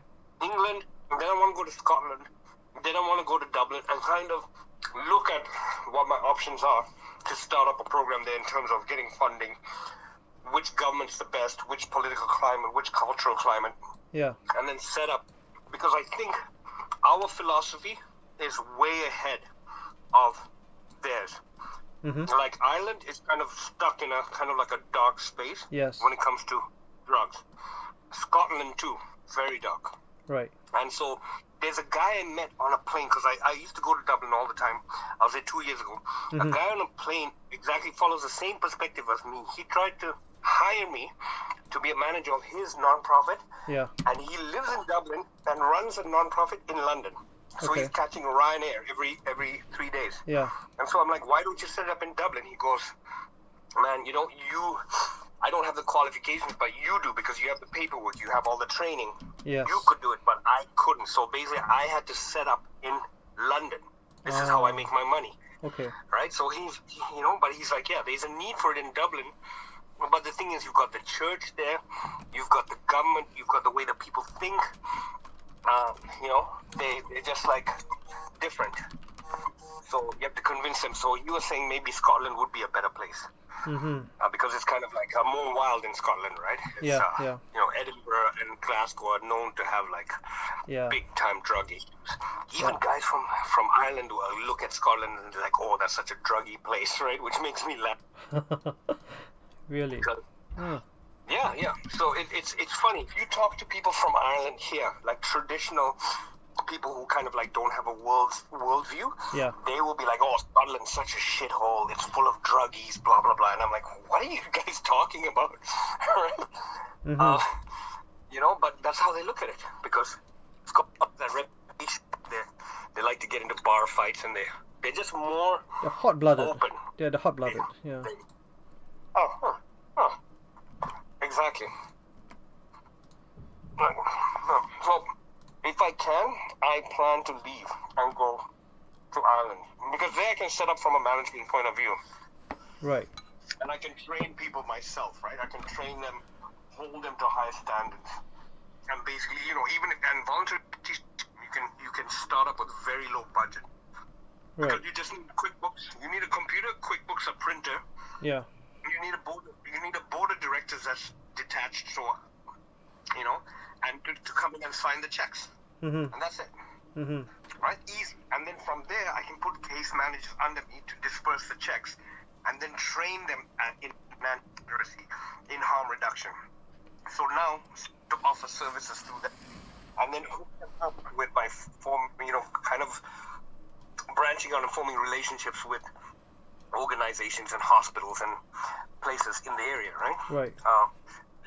But they're so, like, Ireland is like, I went there, I'm like, they don't even know what community health is. They don't know about how there's more things to an individual's health than their actual physical health, right? And mental health. There's the economy they live in. Yeah. The fact that they don't have social networks. The fact that they don't have enough exercise. The fact that the food in the area, if they're on low income and they're getting food from food banks, it's all salt and it's all canned, right? Yeah. Those things have an effect. The community health has an effect on an individual's health. If you improve the community's health by making people aware of all those things, you improve individuals' health, and so you basically improve the standard of living of a place, and it becomes a better society, right? So Yeah. people have this kind of thing. What Yeah, about you harm? understand. What about harm reduction? What exactly is that? I'm not familiar with. So harm reduction. Okay, there's two. Harm reduction is centered around one thing only: drug use. Okay. Okay. And there's two philosophies. So the older philosophy is the AA philosophy, Alcoholics Anonymous. Yeah. You know the 12-step program. I do. Yeah. That yeah. is so that is basically from a Bible standpoint, from a WASP background. So people who basically became alcoholics Mm-hmm. of AA, but it's branched into CA-NA. NA means Narcotics Anonymous. Yeah, But yeah, you yeah. go in there, and it's basically abstinence-based. You Yes. have a philosophy like you push people to the drug, so you cannot go anywhere near it. So a guy with AA basically will never go with his wife to a wedding with Yes. right? Okay. So that works for them, but they will not accept harm reduction. So harm reduction is this. Mm-hmm. Harm reduction is, I know that you're using drugs, and I know that you can't quit right now, and I'm fine with that, because to me, not a heroin addict, you're a guy who uses heroin. So all I want to do is give you the tools Yes. and paraphernalia to use the drugs in a safe way, where you don't share needles, you don't cut yourself, you don't share crack pipes, you don't use a drug that's cut with the wrong shit. Right. Right. And basically you prevent yourself from getting a disease that can really kill you in the long run, because you can stop using drugs in a year, but if you get hepatitis C or you get HIV, that's a lifelong, Yeah. that's and a huge to society, right? Like now there's a cure for Hep C, Yes. but you know how much that treatment costs? $60,000, Wow. 60 grand. Whoa. Right? You know, there's a cure for AIDS if you're pricked by a needle with HIV within Oh. 2 days, right? And it Okay. costs 150 grand, Wow. right? So one of our workers got pricked by a needle and turned out she got HIV positive. Uh-huh. She got tested and she was HIV positive. Within 48 hours, she went through a drug therapy. It cost us $150,000, but she basically HIV negative. They killed off that virus before it could even Oh. enter Multiply. Yeah. into a state. Yeah, Okay. yeah. So Hep C is like that. So harm reduction is basically, it's that simple. It's giving you the tools and the education and the knowledge and kind of like the support around using your drug in a safe way. And what it does is basically makes us get trust, build trust with that person, so that when they're ready to stop, they go, hey, you know what? The guy I'm going to talk to is Seren. Where is he? Mm-hmm. The guy been fucking behind me. Was crack for 10 years. He would house me, fight with the landlord, help me out, lie to my parole officer when I couldn't make it because I was high, do that kind of stuff. So who's the going to talk to when I say to myself, listen, friend, I can't do this anymore. I need help. What can you offer me? That's what harm reduction is. So it's Okay. off, and we don't say that the AA method is wrong. Yeah. But the Yeah. AA method, AA people say harm reduction is wrong. Harm reduction says if AA works for you, good. But if it doesn't, there's this. So we all kind of like, basically accepting, right? And you have to, you know the one thing that can combat addiction, like what Tyler said, is love. Mm-hmm. You know, people turn to addiction, turn to using substances because of that one thing that they're missing. Yes. You know, like when you snatch away a native infant from the mother, they need 2 years for those neural pathways to develop where Yes. they've got that connection, right? And that Yeah. bond. Yeah. But right away, the propensity to use or abuse substances because you cannot actually have empathy, you cannot form a social connection, you cannot feel love, right? It's missing if you take away the child from the mother. Yeah. Those things is what can also repair stuff. That's why love is so fucking strong. It is the universal. So it could be God, it could be Jesus, right? So for me, it's just, I'll name it love, right? So Okay, yeah. it's that thing that connects us all. And if you show an addict love, you have no idea how they can just reduce. Like I've seen guys who basically fall in love with a girl, and they've just stopped drinking so much. Like they'll be drinking like crazy, like alcoholic Tamil guys, right? Yeah, They yeah. meet a girl that's so pure, and it's like they're so happy. You know, the guy's like, man, yeah, I'm not gonna come drink today or whatever. I'll come. But how he drinks, he usually takes the whiskey bottle from my hand and just glug, Yeah. glug, glug, right? Yeah. But now he'll take the whiskey bottle in with bath and put some ice in it, man.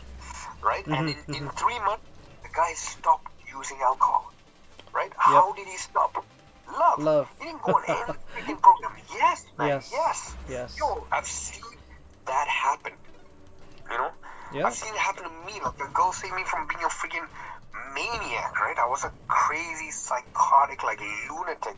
And I met this girl, and I just basically, like, you know, realized, like, what the hell, man? I'm so, like, aggressive, so violent, you know? Mm-hmm. But it was, you know, I was just a product of my place, right? I Yeah. would just kind of react, right? Mm-hmm. And always walking around with, like, machetes and knives and just doing insane things and drunk half the time. Yep. And just thinking I was, like, such a gangster. And then I realized, what the hell am I doing? I can't believe, you know, like, like, imagine I never met this girl, Mm-hmm. right? Yeah. You know, imagine I got to jail because I chopped up somebody and got caught and never met this girl. Yes. Like, God led me to her, and I've got to freaking just clean up my act. And I just stopped. I just stopped hanging around with those guys. It's just like, they try to pull you back. Like, Oh yeah. gang lifestyle. Of course. Just basically, listen, it's big fish in a small pond. All these guys were like, yo, you can't leave. I was like, what are you going to do? What are you going to do if I leave? Who's going to do anything to me? Yeah. Right? I'm going to go. I'm not coming out to shoot somebody. I'm not coming out to chase these people. What do I have? You know, I'm not doing that stuff anymore. And these guys were like, oh, you're a sellout. So what? Okay, so what? So I'm weak. What are you going to do? You actually going to come?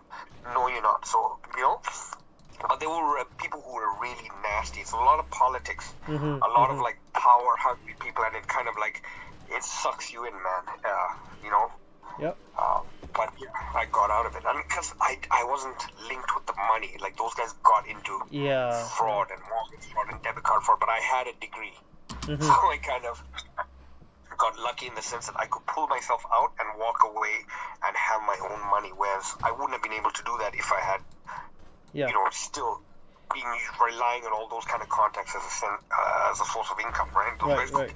like, my buddies could get anything from anywhere, anytime, you know, like, just connections Yeah. to everybody, you know, like, we had connections to Triad, to 14K, to Big Circle Boys, to Vietnamese, to Russians, to bikers. They were doing collections for, like, Hell's Angels, you Yeah. know, Yeah.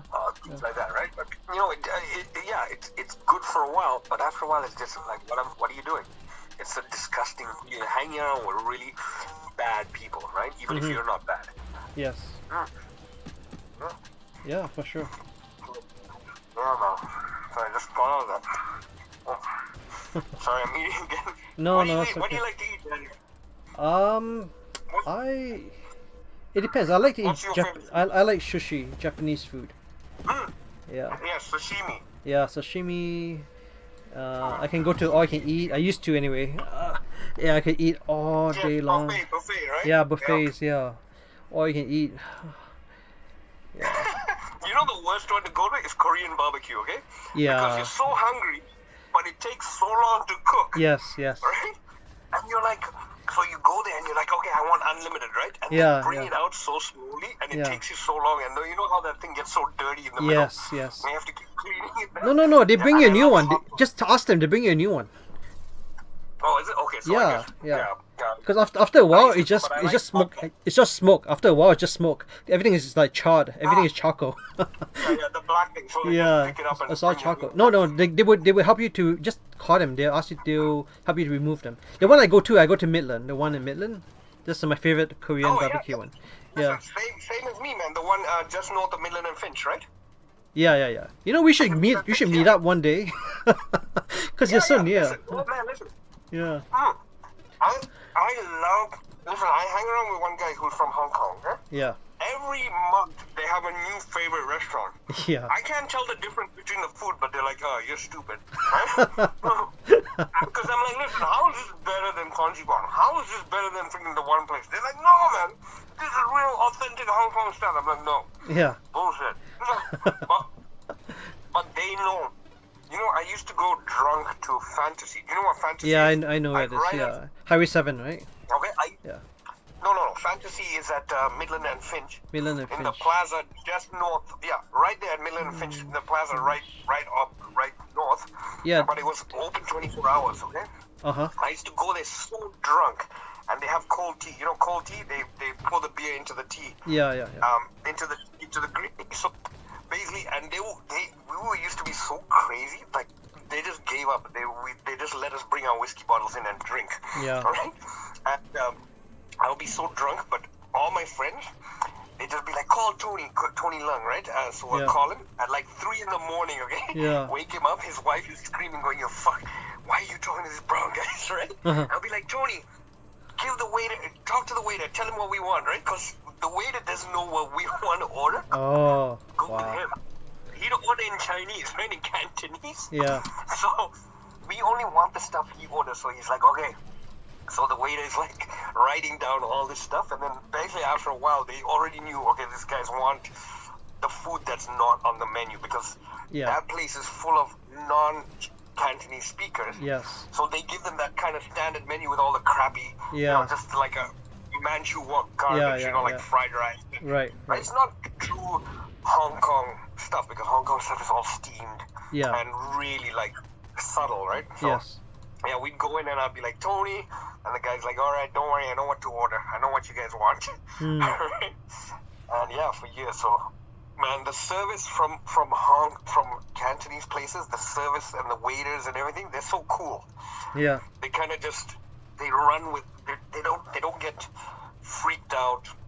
They kind of like, relaxed with like different stuff.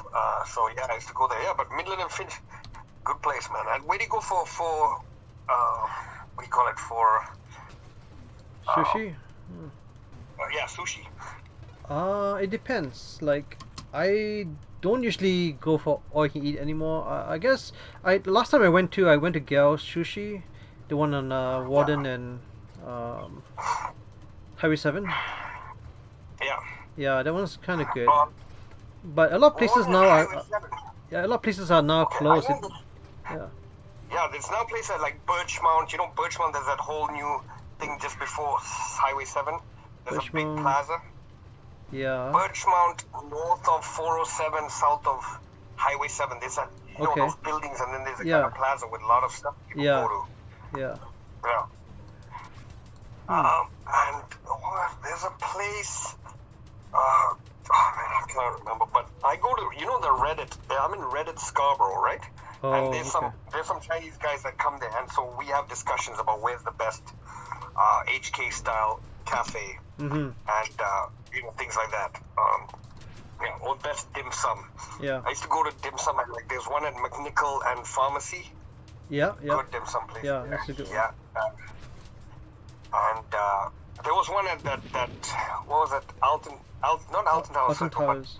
Finch and McCowan. Finch Finch and McCowan. McCowan. Yeah, there used to be a Finch. good restaurant there, but That's where Finch and the Woodside Square. You know yeah, Woodside Square. Yeah. McDonald's There used to be a pizza. Yeah. Exactly. Yeah. I don't like that mall. Actually, I don't really like that mall. No, it's kind of like fallen apart, right? Yeah, it's very ghetto. It's very good. Yeah. It is. It is. It's run down. But listen, I used to go to Alton Towers Circle. Oh yeah. That's 488, and then I would go to. Oh, listen, I used to love eating at the old Market Village. Oh yes. Yes. The food court, yeah, not Yeah. Pacific Mall, but I know. the Market Place before Village. Pacific Mall, Yeah. exactly. The And the best guys to fix cell phones are in Pacific Mall. You know those guys Yeah, on the I- second floor? yeah. Wilson Repair. Oh okay. Those are great. Yeah. So that's me now. I think I sent you something on Insta. Okay. Let me check And it. then, this is my dog. This is my daughter. I have a dog. Oh okay. That's my life right here. Yeah, and Oh nice. that was me. Yeah, that was me. Guess, like, just all throughout kind of, times. Oh, my friend drives a truck. He's in Peterbilt. Oh, my cousin. Let's see. Yeah, so I'll send you, I don't know what I'm sending you, a whole bunch of photos.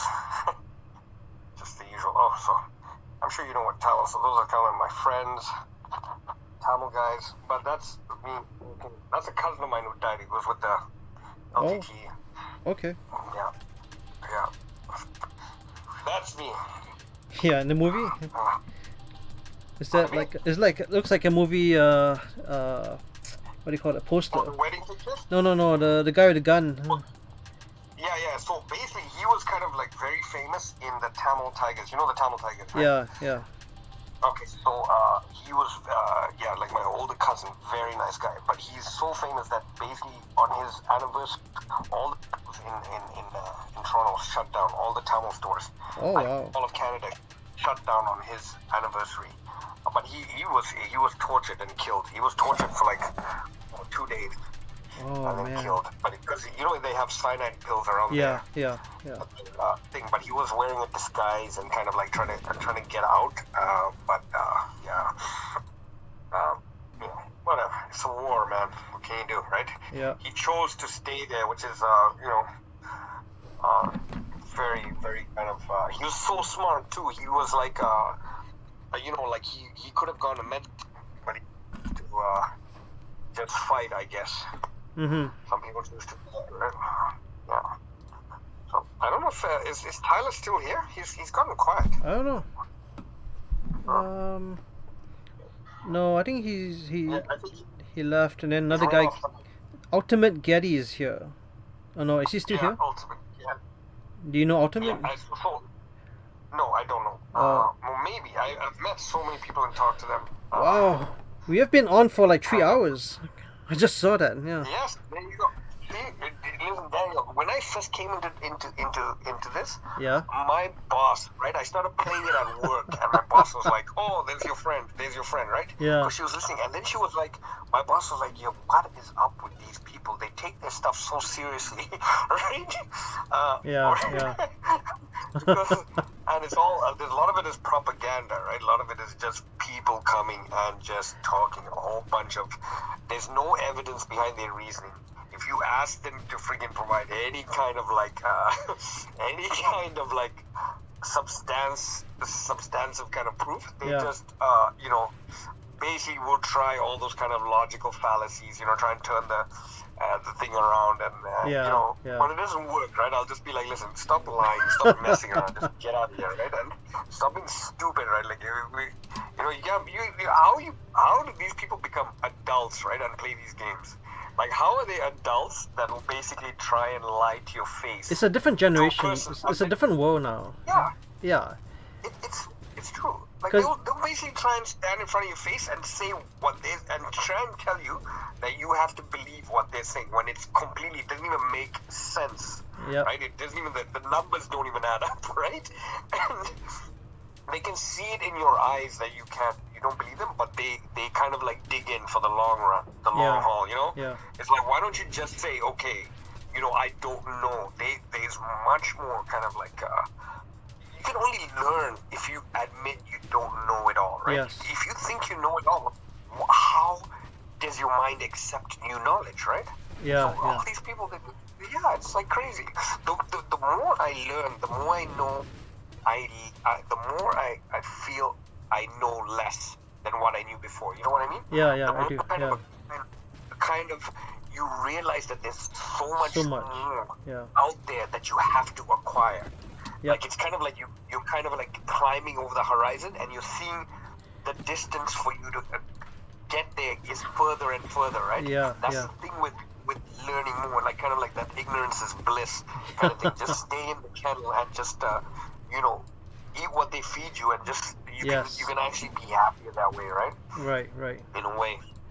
Yeah. Which is why like professors and people end up with all the smartest people are just holed up in universities. They can't actually go out in the world and deal with those people because they've like they know too much, right? Yeah. It's like Everyone is stupid. Huh? Everyone is stupid compared to them. What?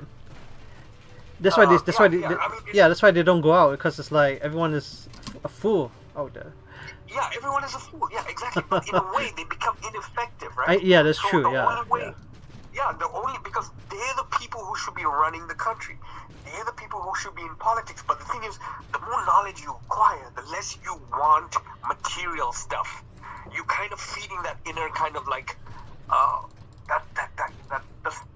when you go looking for knowledge and acquiring knowledge, Yeah. the less you start to need or have a taste for those material things, Yes. right? The less it means to you. So then you're not likely to get into politics because politics is all about money, Yeah. right? Yeah. Exactly. Which is why, like, Yeah. and That's why why. John Tory is successful, Yeah. and why And that's why. these guys are like, keep going. No. I think that's why like everyone really hates Trump because he's not really into politics. He does it because he wants to help the country, right? Yes. Yeah. Exactly, He doesn't yeah. care. He doesn't So get. He didn't Trump get. He didn't get a salary. Yeah. Yeah. He's like, I don't need your money. Listen, I don't Trump need. is a guy who he didn't even declare war. Listen, Obama was drone bombing Yemen, started the biggest famine Yes. in history Yes. of mankind. Is going on right now in Yemen. Yes. Okay. Yes. Thanks to Obama and backing Yeah. Saudi Arabia and the issues, right? And no one even knows. Listen, half of these guys in stereo don't even know where Yemen is, right? Right? They Yeah. don't. Yeah. They don't because Yeah. you know why they're watching stuff like CP24. But the thing is, Yeah. the problem with Trump is he's out of Iraq, right? Yeah. But this war machine, they need to have machine running. They're not producing any goods. They work on war, right? Yep. So, Yep. Trump kind of like basically was the only guy I think since maybe Jimmy Carter that hasn't gone to war, or even Jimmy Carter. No. He has. I Probably. think. He has, right? Yeah. Everyone. Yeah, so Everyone. Trump is- Yeah. Except Trump. Yeah, so basically Trump. Yeah, so Trump is the only guy since maybe Lincoln who hasn't basically gone onto foreign soil, right? Yeah, in an invasive way. So it's insane that like what he was trying to do was good, but at the same time, he was kind of like silly too because he was childish. He was very immature, insecure. Initially, I And, think he grew a lot in the last 4 years. He changed a lot. I can tell. Yeah. He did. Yeah. He did, yeah. Listen, it's like Obama. You know when Obama first started, right? Yeah. He got in Obamacare, right? And Yeah. then basically the banks and stuff said, okay, listen, we'll freaking bring your country to a halt if you don't do what we say. And you saw his hair just go gray. Yeah. Yeah. Hair Yeah. went Before and gray after. Overnight, right? Yeah. And I was like, this guy is, you can tell he's getting the screws put to him. It's by the banks, the Federal Reserve, everything like that, right? Yeah. It's Exactly. basically like, No. If you Yeah, look, they if you look know at if you look at before and after of all the presidents in the states and other places, it's like they all look really young and then they became really old really quickly. Yeah.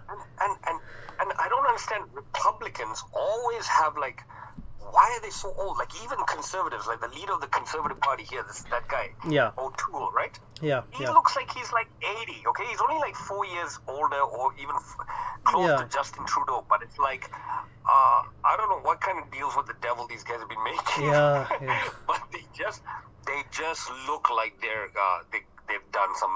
Yeah. Like Stephen Harper had those kind of dead eyes. You know, like Stephen Harper, I can tell you, Stephen Yeah. Harper 100% was molested when he was young. I know those eyes. Yes. Yeah, Yes. Stephen Harper has suffered a lot of mental abuse, and as that person, you know, listen, I never hate on people that do bad things. They're doing because they're product of how Right. they've grown, right? Yeah. But you can look in a person's eyes and look at Stephen Harper's eyes. They're dead. Yes. They're kind of like devoid of things. So basically, he has shut off who he is inside to protect himself from whatever Yeah. he was surrounded by. Because I work with a lot of working girls, like prostitutes. Yeah, I and girls understand, work yeah. on the street. Okay? Yeah. Yeah, and they are all. Every one of the girls I've worked Yeah, with. those eyes. Every Yeah. one. Yeah. Yes, and basically have been molested when they were young. Yeah.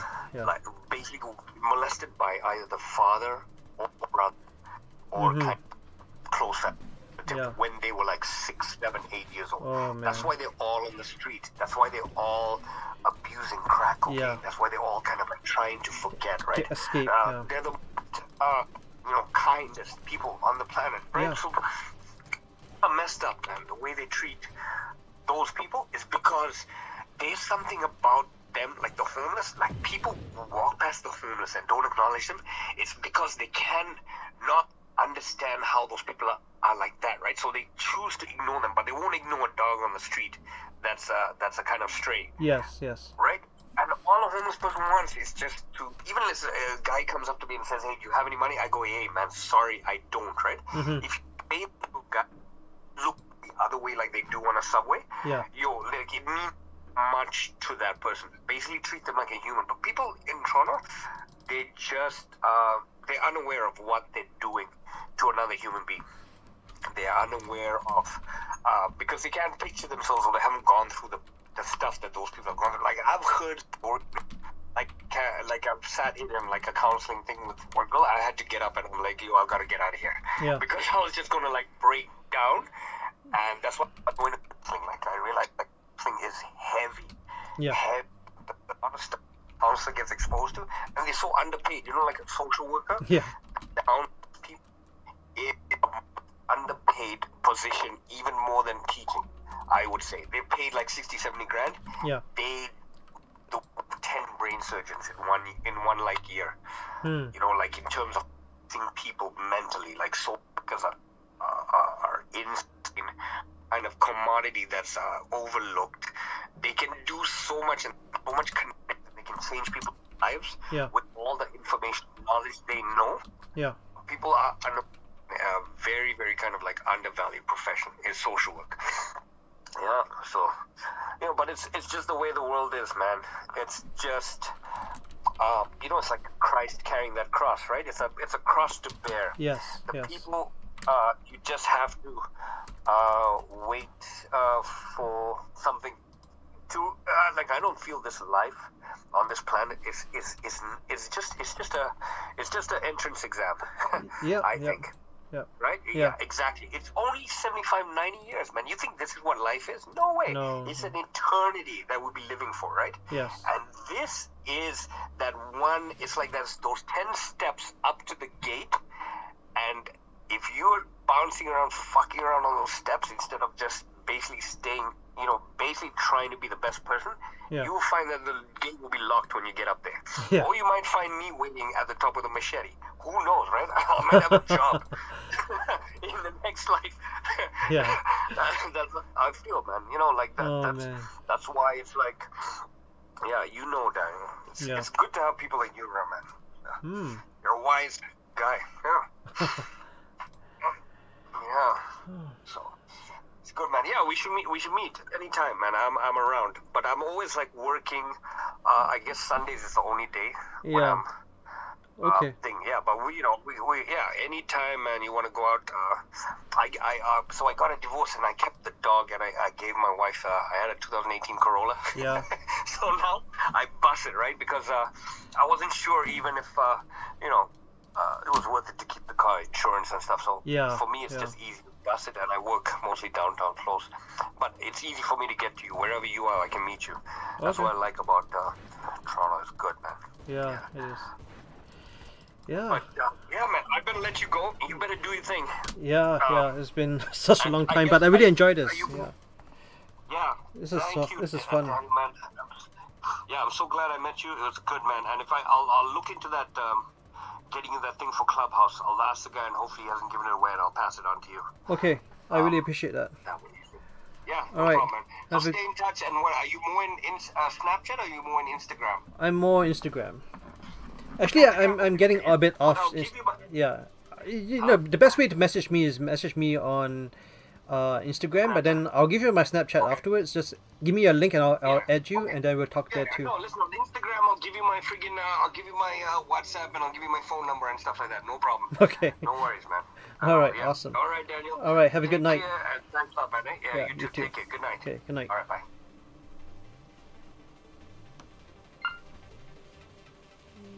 How do I do this?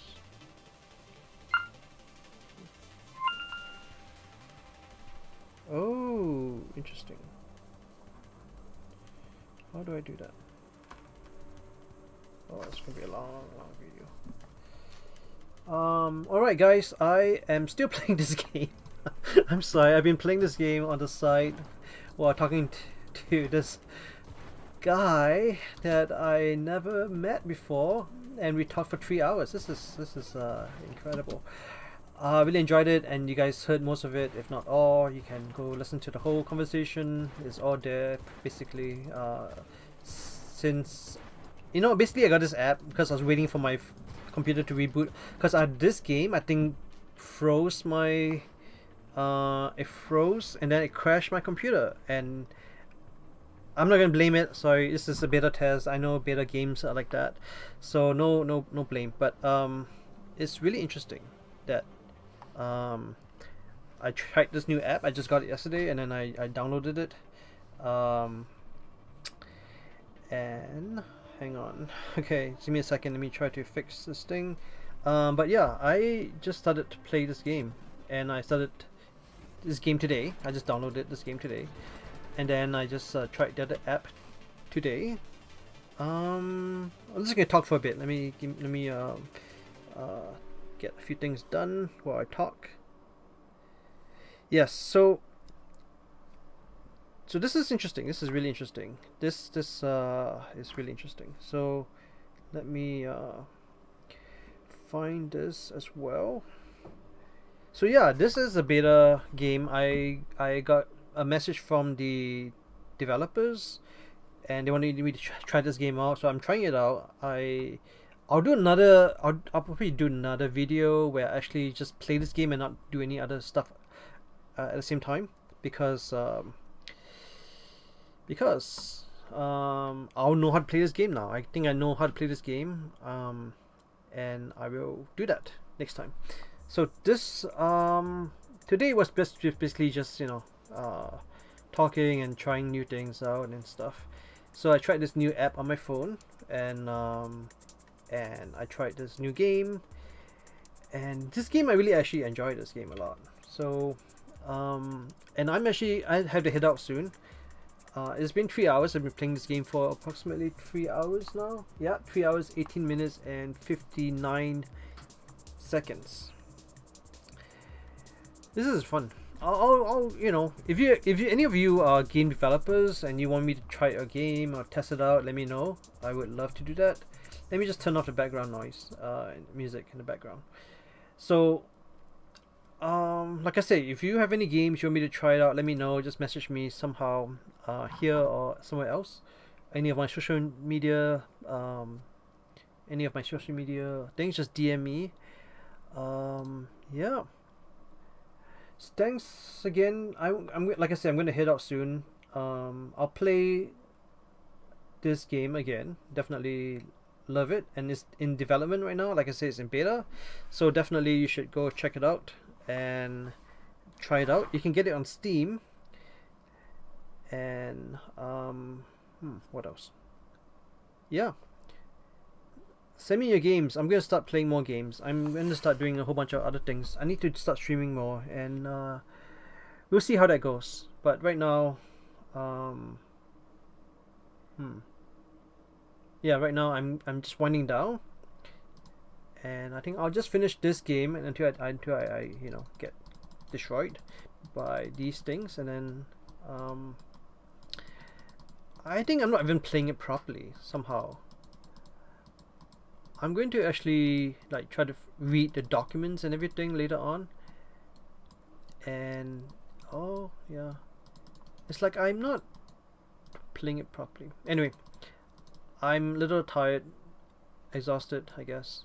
But this is a really fun game, and I really had a nice conversation. So I'm probably going to go in about a few minutes time. Just want to finish this game up. And what else?